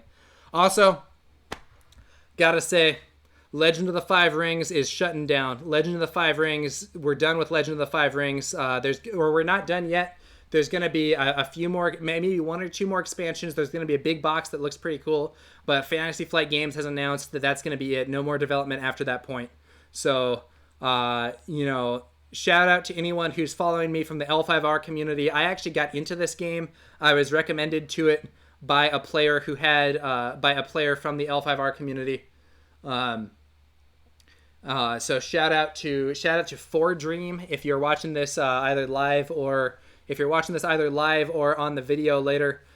For Dream gave me the recommendation that put me on this game, and another player from the L5R community. Who was it? I'm blanking on the name now. I'm so sorry. But another L5R player had recommended this to me as well, and I kind of cut my teeth on this game learning how to play with Grendel, a player that I also knew from L5R, and before that from Conquest. So, L5R may be dead, but I still have a few ties to that community and have been playing some games with those players. If any L5R players are watching this and want to check out a new game, L5R is dying. Maybe it's Flesh and Blood is booming. Maybe it's time to make the switch and check out this new game. So yeah, I did it, and I'm appreciating it. All right. PRF Shine says, all right, my sources are telling me that you Tower number 9 are sitting on 2 cards that Legend Story Studios have spoiled for you from the Monarch set. Okay, so I don't know who your sources are. I can deny that rumor. I do not have any Monarch. I do not have any Monarch card spoilers at this time. I don't know where that rumor is. I don't know where that rumor is coming from. I do not have any Monarch card spoilers at this time. It's possible that LSS emailed me a spoiler while I was streaming this, and I do have spoilers, and you found out about it before I did. But my understanding is that spoiler season is actually not going to start until April. So I do hope to have some spoiler to reveal at that time. I do not have any spoilers unless they're in my email or my private messages somewhere and I haven't seen them yet. I do not have any spoilers, and I actually don't think spoilers are being released for some time. So I don't know who your sources are, but I can disconfirm that rumor at this time. Talarian Dropout's appealing to Alan for a spoiler, but it is not his department. Yeah, so interesting situation there. $1,000 in the drain. I don't know what the $1,000. If you paid $1,000 for the rumor that I had 2 spoilers, I would ask for a refund on that rumor, man. I don't know what's going on with that. With respect to Monarch, I don't think that's going to be money down the drain. I think that's going to be highly valuable. I'll tell you, I personally have a fair amount of Monarch pre-ordered. I think that a lot of it is going to get allocated. I don't think that I'm going to get all the stuff that I've ordered, but I have been trying to get my hands on some Monarch cards. I'm very excited for the new set. The box art looks sick. The hype that I've heard about it is sick, but unfortunately, that hype does not include to actually having card spoilers at this time. My apologies. In the future, I hope for some card spoilers, but it's not going to happen right now. It is a situation. Spoiler season, I believe, starts on either the 4th or the 6th of April. I don't remember which one. So we still have a bit more than a month before those spoilers are going to start coming out. PRF Shine says, I have 2 first edition boxes and I'm going to add about 4 unlimited boxes. Yeah, so I also have a mix of first edition and unlimited. I have, if anyone's in the US, shout out to Team Covenant. Team Covenant is selling those boxes. You're not going to be able to get a first edition box from them at this phase, unfortunately. But I believe they do still have spaces open for the unlimited box subscription with Team Covenant. I believe they do still have a few spots open for the unlimited subscription and that is at the minimum advertised price, and they're said to have good shipping. So if I'll say this: buy from your local store first. A really important part of these games is supporting the local store. So if you live near a store that's selling the product, try to get the product from them. But if you cannot get product from your local store, or if they're doing a max 2 per customer or something like that, there's some reason that you cannot get stuff from your local store. Maybe the stores in your area aren't carrying the game yet. I really do recommend, if you can't get product from that local store, I do recommend the Team Covenant subscription service. I think I think that Team Covenant I consider Team Covenant kind of good guys of the community in some ways. They could be charging a lot more than they are for what they're doing. I'll just say that. And I think that they have kept prices low for the community, even for their first edition subscriptions. They're selling at MSRP. Those aren't available right now. They're totally sold out. There are some people that are selling that for a much higher price. And Team Covenant, I think, has been trying to keep prices low for the community, and I really appreciate that. They are not paying me to say this. I do not have any affiliate link. I do not have any business relationship with Team Covenant. I'm just I found some of their podcasts about the game design industry to be insightful. I've really found that to be an interesting, some interesting thoughts there from Team Covenant. And I think that they have some good deals on Flesh and Blood products as well, at least when it comes to their sealed products. I don't know if their singles prices are good. I've checked their single card prices before. I don't know if that's necessarily the best. I'm not really up on that with how places have been updating with new unlimited product and so on, but at least their boxes, very good prices. Okay, let's see what's been going on in the chat there. Big Medsai saying that the box and pack are incredible for Monarch. Yeah, it's looking really cool. Nidus FM hoping for a Necromancer class in Monarch. PRF Shine saying that he's hoping there's a class that does chunkier damage than Bravo. Yeah, the even taller class, that would be wild. Really make people run those unmovables. And Ron84 hoping for an Alchemist class. There's really a lot of places they could go. So another question is, are there going to be new heroes in Monarch? Are there going to be new classes in Monarch? There's a lot of speculation about this. I think some people are thinking maybe there's going to be new classes but not new heroes. And I think there's other people that are thinking, new heroes but not new classes. And other people are thinking there's going to be new classes. Personally, I think there are going to be new classes, but it's going to be interesting to see how, if at all, those might relate to classes from the past, whether we're going to see any hybrid classes that can run things from multiple decks. It's going to be interesting to see what they do with Monarch. And, I'm personally very excited for future previews. Ron84 says, good luck, Sai. Big Med Sai saying that he'll see me after the next game. Yeah. I do ask, if you are being streamed, do not watch the stream during the game. No stream sniping, let's keep things good. If you are playing in the game, do not watch the stream during the game. PRF Shine says, I'm calling it a deck with a pet card. Yeah, that would be cool. I know that there were some people throwing around homebrew ideas for, maybe there's a Necromancer card that can summon skeletons, and the skeletons are, very weak characters that you can attack and break, but if you don't, they have the ability to, do some weak attack with Go Again or whatever. I don't know exactly, I don't know if that's going to be how they do it. It strikes me as at least interesting, the idea. A character that would have a pet or would have something like that. I really like the variety that this game has. The classes feel really different from each other. They play really differently. If you're... there are some games where a lot of different decks are sort of the same but with different tricks, or are pretty similar. So it varies depending on game, and there's different emphases from different factions and stuff. But, there were times in L5R, for instance, where... there could be some decks where it's if I'm playing Tower Dragon and my opponent is playing Tower Crane, that's going to be broadly similar. Looks like the game is disconnected here. I'm going to check my Discord real quickly and see what's going on there. Oh, man, I'm sorry, guys. The Tabletop Simulator music. Let me turn that off for you real fast. I'm also going to turn off the chat because there's some real clowns in Tabletop Simulator chat sometimes. All right, let's get this music turned off, man. Okay. That song gets real annoying if you're listening to it for a while. So I'm going to check in and see what's going on with the games. It may be that someone else is hosting. It may be that they have decided they do not want me streaming. I'm going to see what's going on. I'm hoping to stream the final game here, but I could see it not happening. I'm going to send a quick message here to... I'm going to send a quick message to the player here. It looks like the other player is hosting this time.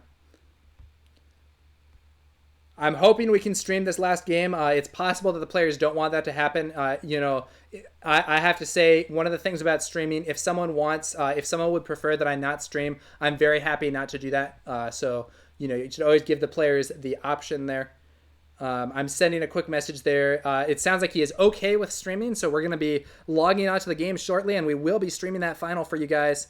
I have the game. I have the password. High security password there if anyone's seen me type it in. Just kidding. Some people are actually using the same passwords so often that I've sometimes joined games just by typing in passwords that I know to be commonly used. Looks like they're getting stuff set up with the playmats here. Oh, it's an Ira playmat versus a Mask of Momentum playmat. Does that mean we're gonna have an Ira mirror? Ira there with her. Oh, no, wait. He's changing it. We got a Dorinthea playmat. Oh, it's Dorinthea. I thought it was going to be an Ira mirror, but we have a Dorinthea here. Something's weird with the cards. They're showing up under the stuff. There we go. All right, so I'm going to try to type to them on my jacked up keyboard here. Oh, and I don't even need to do it. They already know what to do. I'm player color black. Let's check it out. So they're selecting their equipment. It's going to be Dorinthea versus Ira. Let's see if it's going to be the tall Dorinthea. If it's going to be that tall Dorinthea build, this is going to be a very interesting match of an Ira deck versus what could potentially be an anti-Ira deck. But we know that Big Medsize made a little bit of a change to his own Ira build with that unmovable coming in there. That can potentially counter some of those big attacks. So it's going to be interesting to see what happens here. And sorry, guys, I had to switch out to send some messages, and I did unfortunately may have missed the last few things sent in chat. So if there's anything that's important to see, feel free to send it again. But we're going to be streaming. This is the last round, I believe, of this tournament, and I think both these players should be undefeated, though I'm not certain. So the winner of this, I believe, will be the winner of the Alara Games Online Armory Blitz, Ira versus Dorinthea. And we're going to see this classic matchup here. Both players with a fitting playmat. We got the Mask of Momentum on one side and the Glint the Quicksilver on the other. Big Medsize versus his opponent. I believe Shingo here is the username. Yep, Shingo. And these are both players that I've encountered before in online play. Both fairly experienced players. It's going to be very interesting to see what happens when these two guys face off. And here we go.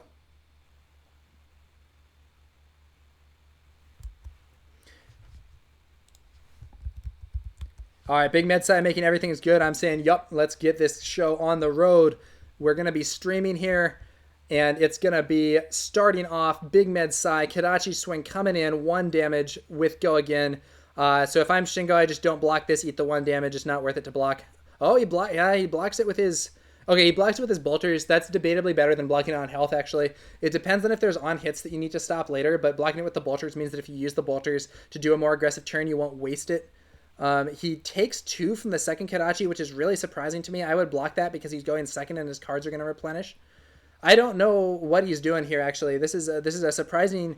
It might be that he thinks his hand is so good that he doesn't want... Oh, you know what he's doing? He's trying to keep his... So he has Ironside Determination and Steelblade Supremacy, and he's trying to keep that combination because it's a really good combination. So he takes more damage on his armor than I might otherwise do in order to keep that powerful combo. And we're going to see if that pays off for him. Normally, I would just block with cards and redraw, but I think he wants to keep the singing... Oh, man, and he has really what could be a dream hand here.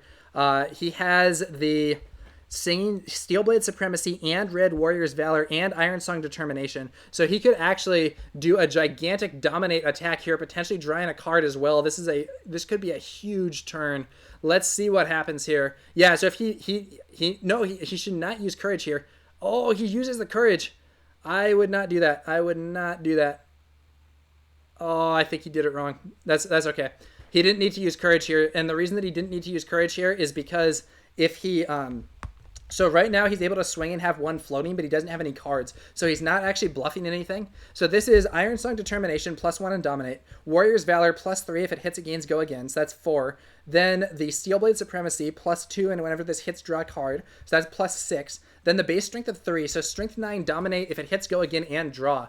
But the thing is, he has 1 energy floating, but he didn't need to actually break the Courage of Bladehold. Because by breaking the Courage of Bladehold, he retains 1 energy. But because he would get a card draw if he hits anyway, he does not need that 1 energy to make his second attack. Talarian Dropouts rooting for Dorinthea in the chat. Oh man, Big Med Sai forced to use his Mask and Breaking Scales, blocking for 3, and then he has a Flick Flack from hand for 7, and then he does have a defense reaction in Arsenal. He also has a blue Flick Flack, so he is able to stop the giant attack. So I do think that it was a mistake for Shingo to break his Courage of Bladehold here. I think he should have just pitched the Glint and left that Courage there. But that is going to be a total of 9 damage, and that is going to just be exactly enough that he needs to stop that, thanks to the defense reaction in Arsenal. So Big Med Sai does lose his Mask immediately and take his block on Breaking Scales. So his equipment is going to be depleted very fast, but he did manage to stop that, and now he's going to be able to come in probably with a Kadachi Flying Kick turn. And with the Mask now disabled, though, that could be, yeah. Talarian Dropout says early Mask block could be good for Dorinthea Blair. Yeah, it could. We'll have to see what happens.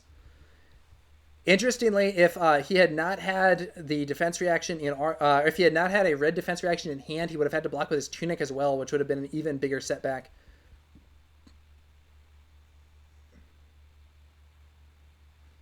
Kadachi Flying Kick. Oh, man.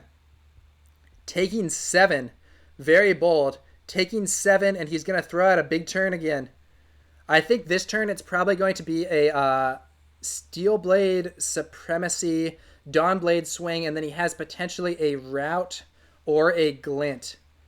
Yeah, so I think that he can... Yeah, so he's going to do that. And then, so he has 1 floating. If there's a block from hand, he can play his Glint to Go Again and draw a card, and then potentially pitch that and play Rout, and then potentially get the card draw for another swing. So this is another very dangerous turn, and there's not any armor left other than the Tunic for Big Med Sai. He doesn't have any defense reactions this time, and this might be a harder block for him to make. It might be a good idea for him to block with his copy of Life for a Life here, because he does have a card there that blocks for 2. He might want to block for exactly 5 under the circumstances, and simply because, or he might overblock. So I could see an overblock to 8 being reasonable under these circumstances as well. Tough situation. He really doesn't want to give his opponent that card draw. This is the second Steelblade Supremacy, so this is a key card for Dorinthea. It's one of her specializations. Until end of turn, your weapon gets +2, and whenever this hits, draw a card. This makes it very threatening, because if you do get a hit and then have the Go Again, you can potentially swing again with that Steelblade Supremacy, still with the buff and card draw. So it can give you a lot of card advantage and just stats and buffs. Really nasty card. But we have seen both copies of this coming out quickly from our Dorinthea player here. So Big Med Sai now has to think, how do I want to defend against this? Do I want to block? He probably wants to block. Does he want to overblock? What is he going to do?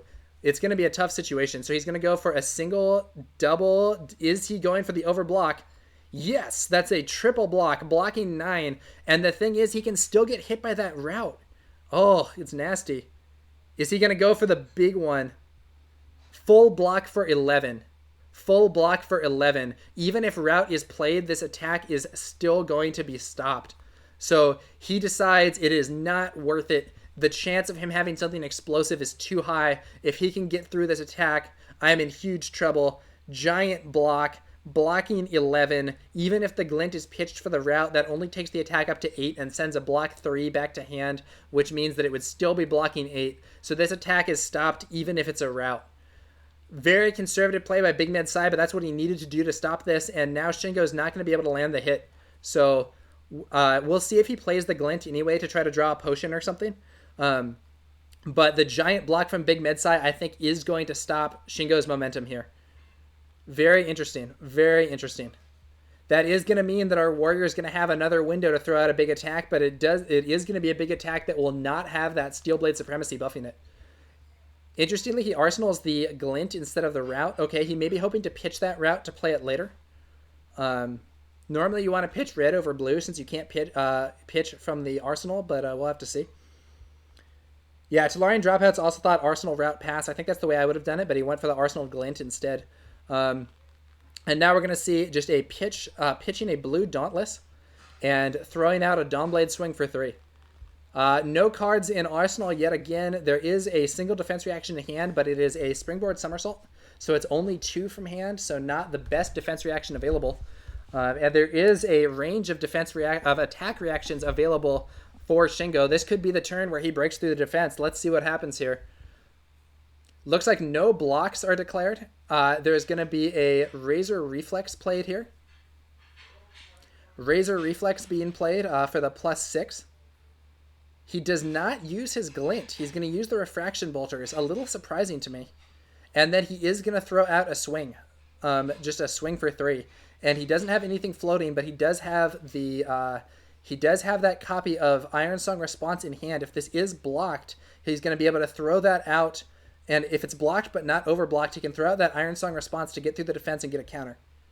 I'm a little surprised that he used his Refraction Bolters instead of using the Glint, but he may be trying to save the Glint for later, but I like saving my armor over saving my reactions, especially because he's not going to get a chance to play this Route, so I would have played the Glint and then put the Route in Arsenal. It's possible he's trying to avoid that. Conservative play by Big Medsai, double block, that is going to deny the... Or no, the Glint is now played. Oh, he's going to play the Glint for energy and maybe get it to play the Route. Yeah, now he can play the Route. Very interesting. This is not the way that I would have played this, but it's turning out good for him. I guess he was saving the Glint for a situation where he could get the draw. No, but he's not playing the Route. He's going to play the Singing Steelblade. Interesting. I would have played the Route here now, but I guess he doesn't want to send a card back to his opponent's hand, so Singing Steelblade, he can Singing Steelblade into a red Iron Song Response for +4, which is going to hit for 1. Big Medsai could counter it with the Springboard Somersault, but the other Iron Song Response in hand could then come out to break through. Very interesting situation. Does he have another Iron Song Response? Did he use both of them? No, he has it. Yeah, he has it. There's the search. So Singing Steelblade +1, and he searches for a attack reaction, banishes it face up, and then shuffles. He can play it. He plays the Iron Song Response for +1, Springboard Somersault, but then the second Iron Song Response. So this is a total of strength 10, and the defense is only for 8 because this wasn't played from Arsenal, so it's only 2. 2 damage gets through, and Shingo gets his +1 counter after a crazy series of events. And Big Medsai now with only 1 card in hand, probably just going to do some Kadashi pokes this turn. This could be Shingo's opportunity. He now has his counter. If he can maintain his momentum, this could be just what he needs in this game. Yeah, and Tolarian Dropout says, here's where Route and Arsenal would have been better. I do think Route and Arsenal would have been better. Oh man, he has Twinning Blade and Hit and Run. What a hand.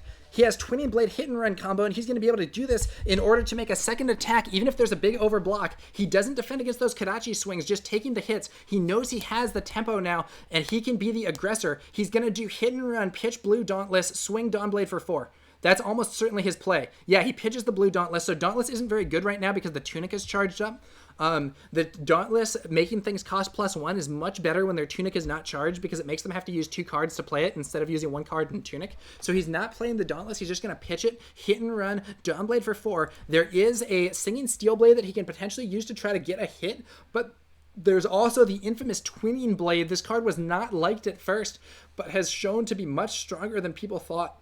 This could potentially be used to give the weapon the ability to attack again, and then just, like, if there's a huge overblock, all that Shingo has to do is play the Twinning Blade and then swing again for 4 to maintain that counter. If we see a big enough overblock, it could be a very negative situation. And Tolarian Dropout says, holy smokes, can swinging... Yeah, we could see 3 swings with Glint, potentially. So this is going to be blocked for 5. Let's see what he does. He has 2 options. He can try... so he could... if I'm him... So he could try to push through with an attack reaction because he does have the Singing Steelblade, but he could also just play his Glint. Let's see what he does. Or his Twinning Blade. Yeah, Twinning Blade. Twinning Blade coming out. You can attack an additional time with target sword this turn. Oh yeah, here we go. Twinning Blade. And then he swings again for 4. If we see both of these cards used to block it, he can play the Singing Steelblade from hand. No, it won't quite get through. It won't quite get through. He wouldn't be able to do it because it's coming in for 4 and there's 5 block in hand. So he would have to use the Singing Steelblade to find an attack reaction in order to actually get the hit. He can't do it just for the glint. He would have to get a blue Iron Song, I believe. And Snappy says, I wasn't a fan of twinning at first, but liking it more and more that I see it being played. I wasn't a fan of it at first, but yeah, as you say, it's become a card that I am more and more interested in as I have played longer. Big Medsai lurking to see what options might be available in the attack reaction area, trying to figure out what he has to worry about with that 1 energy. So there could be a Singing Steelblade, but both red Iron Song responses have been used. So it could fetch a blue Iron Song response and be a +2 though, which would be enough. That would be just enough to get in, hit for 1, and keep that counter if both defense reactions are used. But it's going to be an interesting scenario to see what happens. Now, one thing that he could also do is use just one of the defense reactions and try to bait out Singing Steelblade into Glint, which would then allow Big Medsai to play the second defense reaction to stop the attack. That could be a good play. He's going to use the Tunic. He uses the Tunic for the defense, blocking 1. Oh, and then he can play his... so then he can play his Flick Flack to block for the entire 4. And then if the attack reaction is played, the Springboard Somersault can get in to stop it. So he is going to be able to stop this by using his Tunic. So he's blocking for 4 total. And there it is, Singing Steelblade. It's probably going to be Singing Steelblade into Glint if there's another Glint left. But then the Springboard Somersault from hand is going to be able to stop the momentum and knock the counter off. But once again, Big Medsai will have used all his cards and he will have lost his Tunic, which means that Shingo is going to have another opportunity to throw out a big attack. So very interesting situation here, I feel. Very interesting situation between these two players.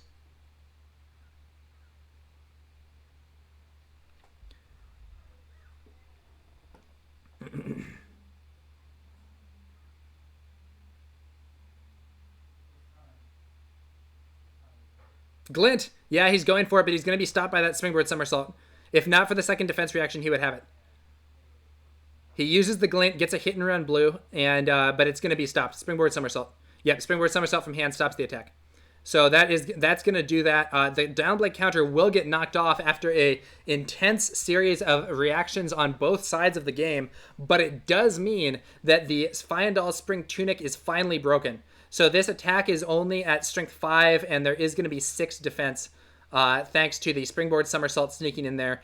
+1 counter knocked off the Dawnblade, and that is going to do it for the turn, but Shingo does get to Arsenal the blue hit and run, and I would Arsenal that.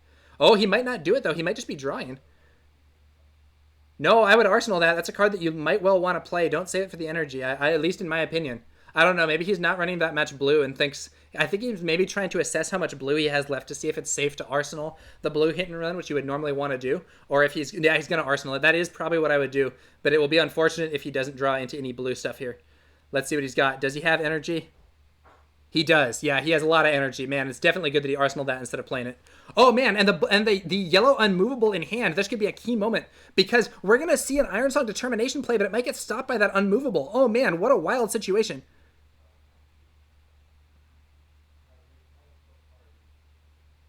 Iron Song Determination. Oh, no, but there's a second buff. There's a second buff. The unmovable... No, the unmovable is going to be just enough. This is that situation where the counter pick here is paying off exactly for Big Medsai.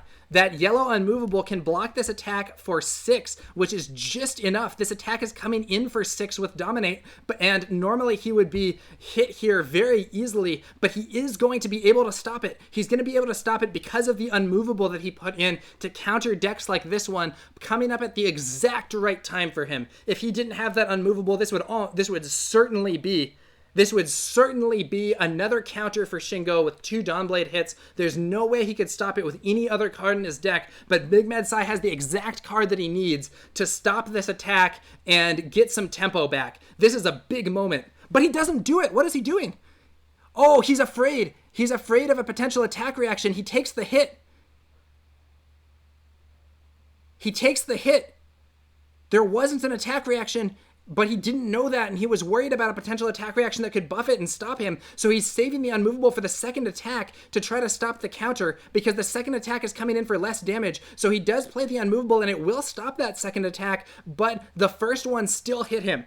Wow.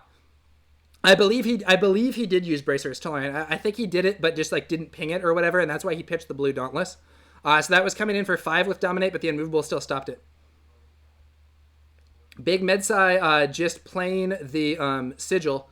Okay, so he was conservative and he used the Unmovable against the second hit. That ended up being worse for him, but it was a conservative play because if there had been a Razor Reflex to get the first hit through, he would have been in big trouble and would have given up the counter. He went for the more conservative play, although I don't know. I don't actually know that that's good because I think if there's a Razor, then the Razor gets through on the second hit and gives him the counter anyway. Yeah, I think you just have to play it on the first one and hope, maybe.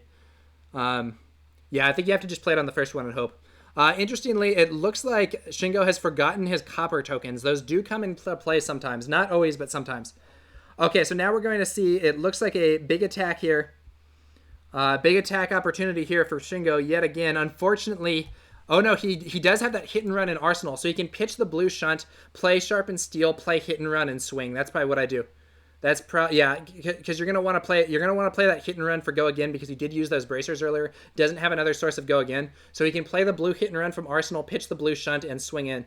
Yeah, that's what he's gonna do. That blue hit and run, good that he arsenaled it earlier. Next weapon attack this turn gains go again. He has not attacked with a weapon, so he doesn't get the buff, but he does get the go again. And the +3 from Sharpened Steel coming in at strength 6 go again. And he has 2 attack reactions in hand and 2 energy floating. This could be a bad time. This could be a bad time for our ninja player, but we do see those flick flacks finally making an appearance in Big Medsai's hand. Big Medsai. This might be just what he needs. Snappy says that yellow unmovable tech is sneaky and so good in so many situations. Yes, yellow unmovable there. That's been a recent addition as a counter pick to. I believe that's been a recent pick as a recent addition as a counter pick specifically to Tall Dorinthea or similar builds. And it is not something that was featuring in the decks from the Calling in New Zealand, I believe. Most of the Ira decks there were not running that. A lot of them were not even running Springboard Somersault, which is also a good pick against Warrior. But I believe that's been included as a counter pick, and it can be quite strong.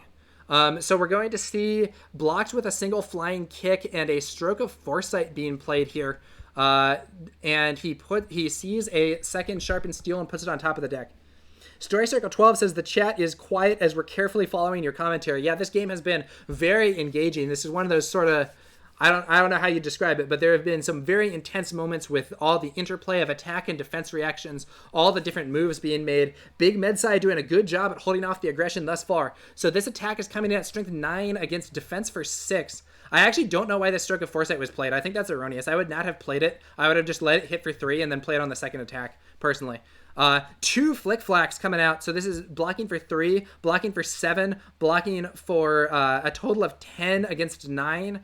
I personally would, so he could play the Razor Reflex and hit for 2, but then he doesn't have any energy left to do his second swing. So I would just Arsenal. If he had not spent his Courage of Blade Hold perhaps erroneously early on in the game, that this would be a situation where you could play that, get the hit, and then force him to defend with his other card.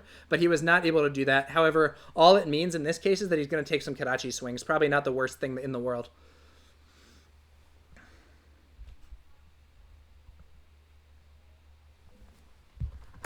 Okay, so then in chat here we see Hooch17 says this game is, and then posts like a kind of shocked or like gazing on in awe smiley. This has definitely been a very interesting game. Yeah, so right now this is a situation that can often arise in this matchup. So what's happening is that the Warrior player has the advantage on tempo, but the Ira player is finding little gaps to whittle him down. And so the question is our Warrior player going to be able to get a breakthrough to keep pushing damage through? Or is he going to eventually get worn down by Ira? There are 16 cards left in deck, 4 in hand, 15 cards left in deck, 4 in hand. Neither player that close to fatiguing, and they're doing pretty evenly on that. If this does go to fatigue, it favors Big Medsai because he is playing what's it called? He is playing Drone of Brutality, which is a good card to have, and the Kadachi swings are also very good in that situation. Probably going to be Sharpened Steel into Spoils of War, pitching the blue unmovable, and then a swing. Coming in at strength 8 with go again, and if it hits 2 copper, pretty scary attack. I actually don't think it's going to be... No! Oh, what is he doing? Oh, he swings without the Spoils of War. Okay, major gaffe there, I feel. Oh, but you know what he's going to try to do? He's keeping his energy up. He can play 2+3 attack reactions. So if there's a light block against this, he can actually push a ton of damage through and just try to get the kill. The problem is he's not threatening a second attack. I do think this would have been stronger with the Spoils of War being played. But he's maybe going to try to save that for later. Let's see what happens here. 6 attack. This is probably something that Big Medsai needs to block against. He does have a Sigil in Arsenal, though, so he can heal out of this somewhat.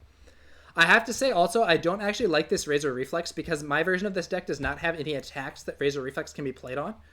So I'm running Out for Blood instead, and I think it's strictly better because it has a relevant effect and it blocks for 3. But it's possible that Shingo is running both Out for Blood and Razor Reflex. Okay. Big turn here for the defense. Big Medsai. What's he going to do? He could block. He has a weak defensive hand. Talion Dropout says Big Medsai's hand blocks for 9. Uh-oh. Yeah, that ironically, his hand is so bad on defense that I feel that if Shingo had gone for the Spoils of War play, he quite possibly could have gotten a Dawnblade counter. Big Medsai has a weak defensive hand. He has 2 cards that block for 2. He has 3 cards that block for 2. Yeah, and 1 card that blocks for 3. So far below average on this defense, even though he does have a defense reaction.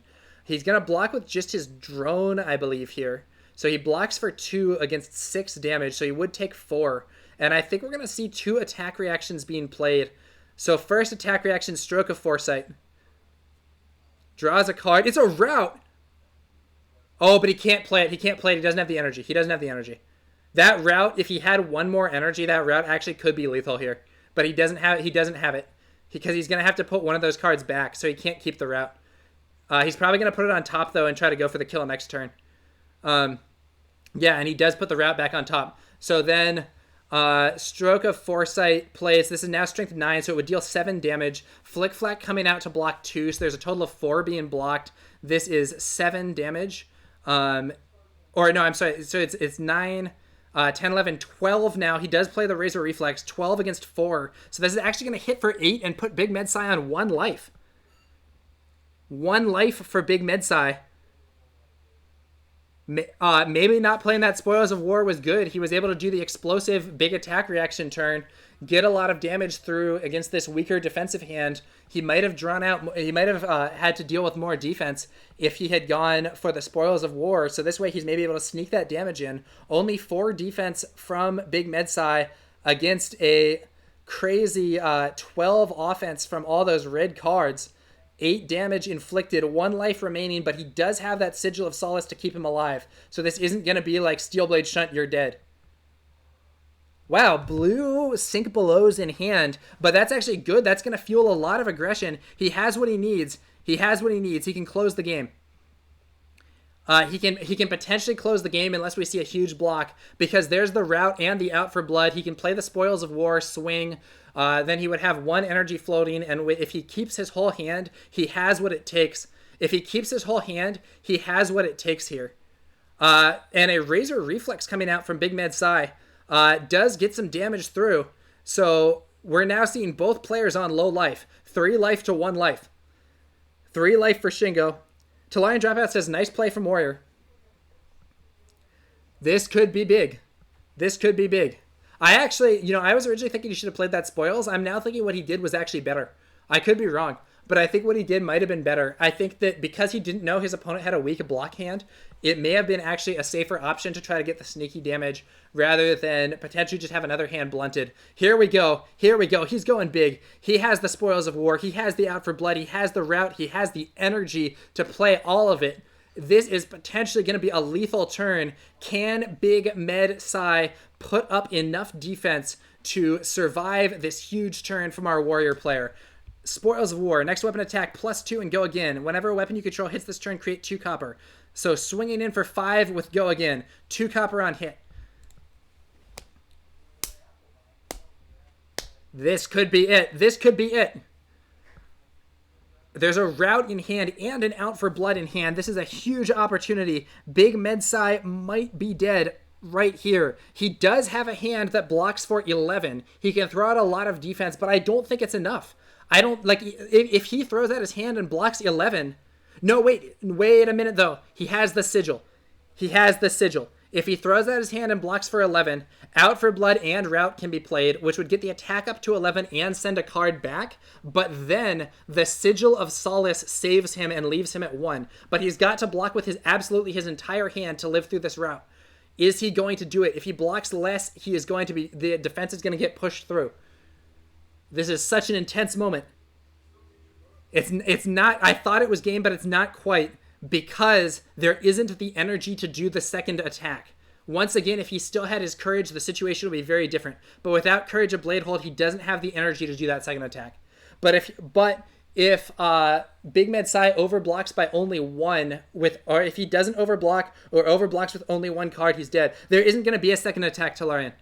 Or no, there is a second attack. I'm sorry, there is a second attack. Yeah. It's because he has another blue. You're right. You had the calculation right. I thought he was off by 1, but he hasn't. This is actually game. There's nothing he can do. If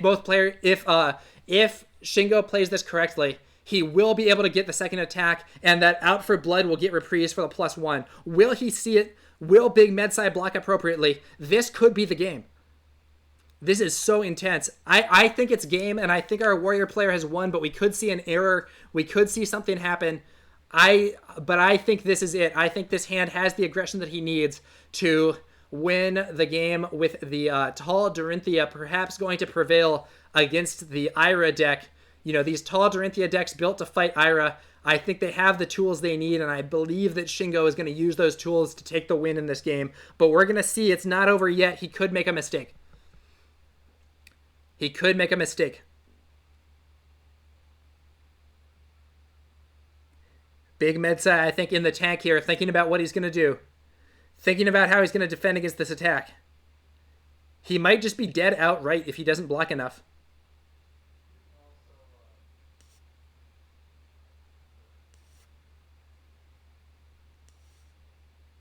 Block 3. Block 6.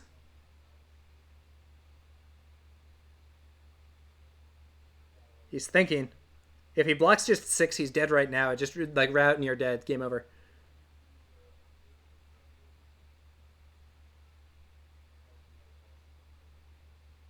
What is he doing? Blocking 6. No, he's thinking about it. Is he going to block more? Yeah, he has to dump hand. He has to dump hand here, but so there's also the opportunity. He may have calculated, if my opponent has route, I'm dead. I'm going to just assume he doesn't have it and play to my outs. So that's a tactic you have to do sometime. Blocking 8. So he's over blocking by 3, but he's not doing the full overblock. So yeah, route, Out for Blood, game over.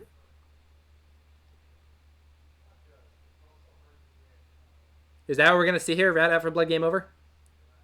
Out for Blood coming out. 8 to 8. Yep, route, Out for Blood. Send one of the 3 blocks back, and that's the game.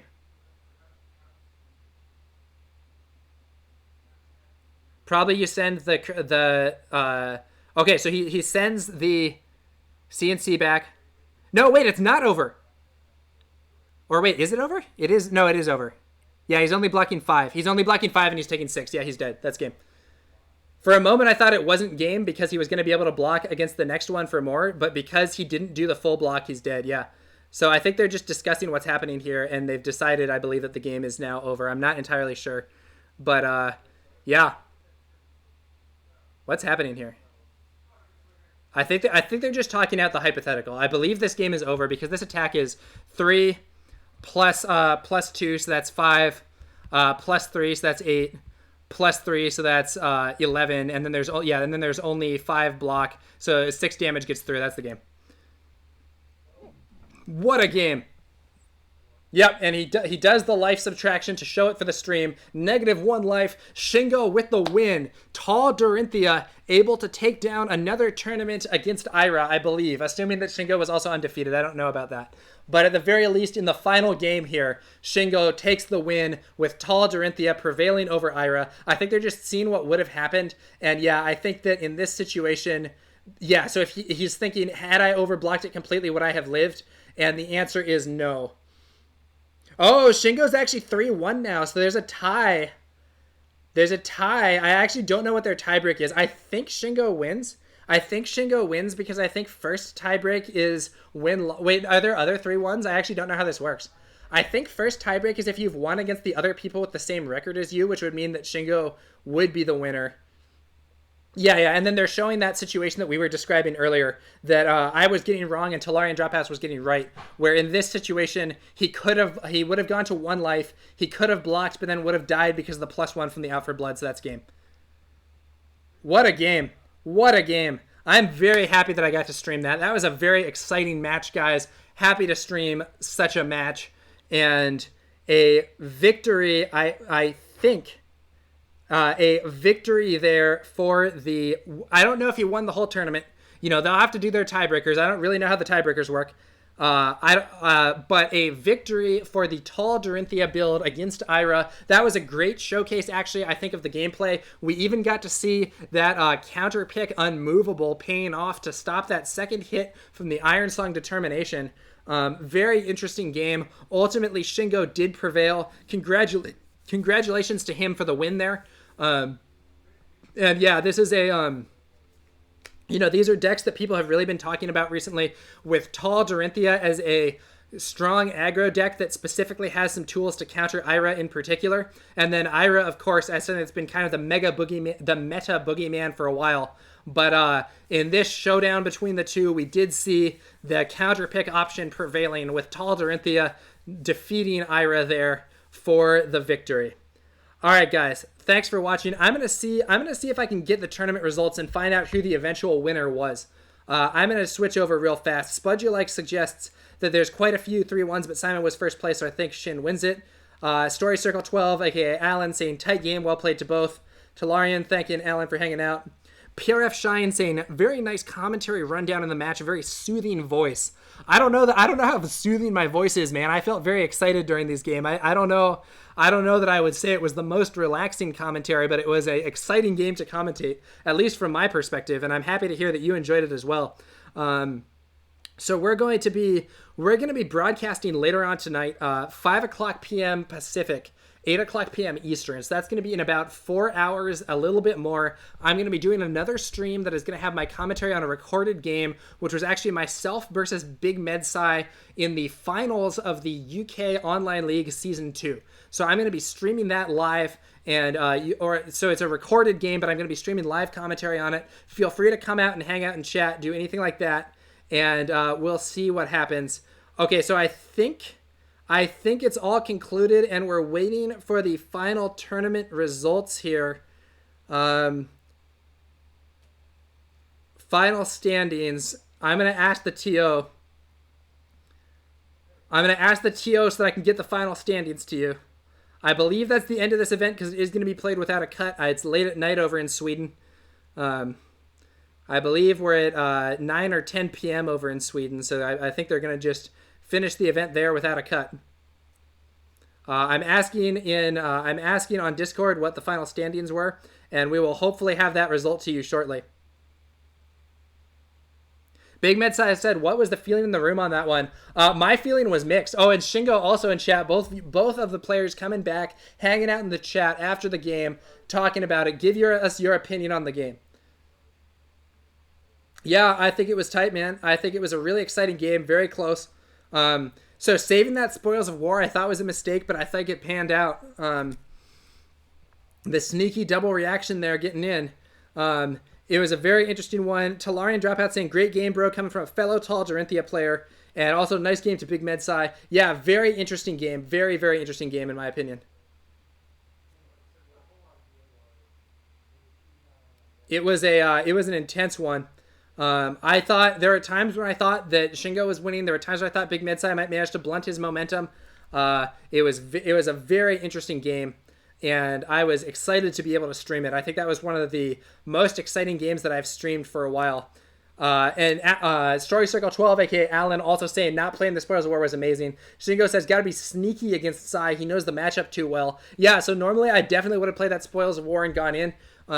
So what I saw that I guess you didn't see was that Big Med Sai actually had a really weak defensive hand. So I think you could have gotten in from the spoils, but I think in expectation what you did might have actually been better as like a sneaky option to trick the opponent and get some damage in there in order to get him closer to the finish line and be able to close out the game later. And then that route did a great job of doing it. Story Circles 12 says, I would have played it out. Your choice definitely clutch. Yeah, I think I might well have played it out either. It would have been interesting to see how the game went if that had been the decision. Very, very exciting game here. And shout out, by the way, to Alara Games. Alara Games, the players of this, the store hosting this event, they've been hosting weekly events. Alara Games in Sweden. I'm going to post a link to their Facebook page. And that's been a very fun set of games here. So Alara Games in Sweden, they've been running these online tabletop simulator armory events, just 4 quick rounds usually on Tuesdays. It's been a lot of fun, and I'm gonna just send that in to the play. Oh, someone else is there before me. PRF Shine, thanks for sending the link there. I was trying to pull it there on my phone, and yeah. Big Med Sai says, having seen the Unmovable come out over the weekend in Ira, I'm not unhappy with it. Yeah, the Unmovable I think is a solid counter pick plan. Solid counter pick option there to help against the Dorinthea player, and I think it also really paid off in that game that you had against Eternal RMG with the Bravo. Now, to be fair, Bravo is a rarer character in Blitz. It's not as common that you're going to be having to tech against Bravo, but yeah, interesting situation. Okay, so then let's see what's going on there. I'm trying to see if they have announced the tournament final standings just yet. Does not look like it. Does not look like it unless they've announced it in voice but not text. Does anyone know the final standings for this event? Any of the players that are participating? Has that been announced? I want to announce the final winner if possible on stream. They're having some issues with posting it, it seems. Yeah, I know it's going to be a complicated tiebreaker scenario. I'm going to keep the stream up just until then. Feel free to ask any questions or interact in chat.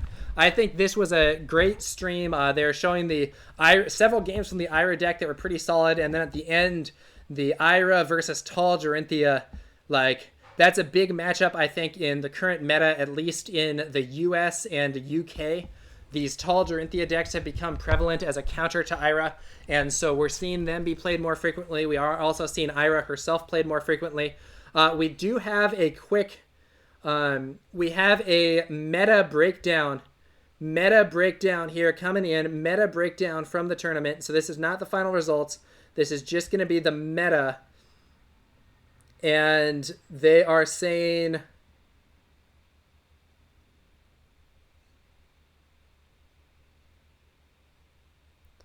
okay, so the meta breakdown for the event here.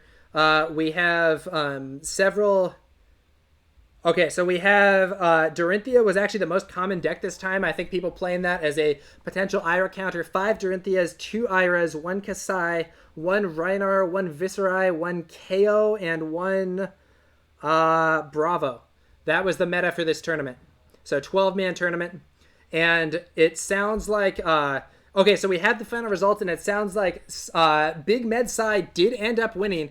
He was defeated in the final game, but I believe he did end up winning. That may just be a strength of schedule type thing. I don't know how that works exactly. I know that one of the tiebreakers is just who, like, if you lose last, that tends to be good. And I think that the perhaps because his opponent had lost in an earlier round, he had weaker tiebreaker. There were actually 5-3-1s. So the did you beat all the opponents in this thing tiebreaker, I guess, did not pan out. So looks like Big Med Sai does win in the end, despite the last round loss to Tall Dorinthea. Congratulations to Big Med Sai for the win. Exciting event to broadcast, all things considered. And yeah, very fun stream as well. My apologies, I have missed a few messages in chat. I'm going to try to... I have another interface here that should be able to load them, so I'm going to try to see if I've missed anything here.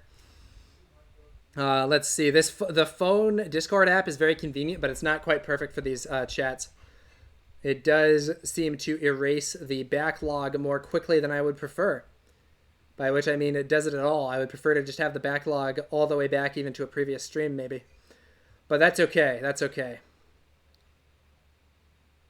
All right. In any case, sounds like Big Medsai did take the win. Congratulations to him. It was an exciting event, and let's see if this is gonna be what the meta looks like in the future. So then Talarian Dropout says, "Great stream, Davis." Thank you. Yeah, much appreciated. Much appreciated. I was really happy to be able to stream.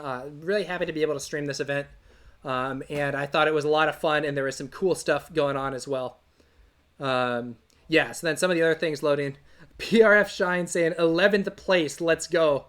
Yeah, and yeah, very fun tournament. Talarian Dropout saying, "Nice tournament, gentlemen." I think that's about going to do it for this one, guys. Thank you so much for watching, and it's special shout out to Talarian Dropouts for the extremely generous gifts of subscriptions. Not only did he subscribe himself, but he gifted subscriptions to several other viewers in the chat. I believe giving out 10 or 11 subscriptions. I greatly appreciate that. Very much appreciated. And thank you for backing up the stream. Also, congratulations to Talarian Dropouts for your win with Tall Dorinthea in the Deck Edge skirmish that was played on Sunday night. All right, guys. Great games there, guys. I was happy to be able to stream it. Thank you for watching, and we will be back later with some more Flesh and Blood content. Thank you so much for watching, and another stream will be in about 4 hours. I will be streaming myself versus Big Medsai game from a recording of the finals of the UK Online League Season 2 Classic Constructed. So stay tuned for that next broadcast. Feel free to check out my blog if you want to see some tournament reports. I recently wrote 3 tournament reports in 3 days, which is kind of wild, but you know, I did tournament reports for the 3 skirmish events as well as a previous Armory event that I had done, all playing the Tall Dorinthea build. So if you want to see some more details on that build and how my games broke down using it in recent events this weekend, feel free to check out that blog, towernumber9.com, URL right there in the bottom right-hand corner. That's going to do it for this broadcast, guys. Thank you so much for watching. We will be back later tonight with that recorded game from the finals there of the UK Online League. And until next time, Tower Number 9 signing out. Thanks again, guys, and I will catch you later.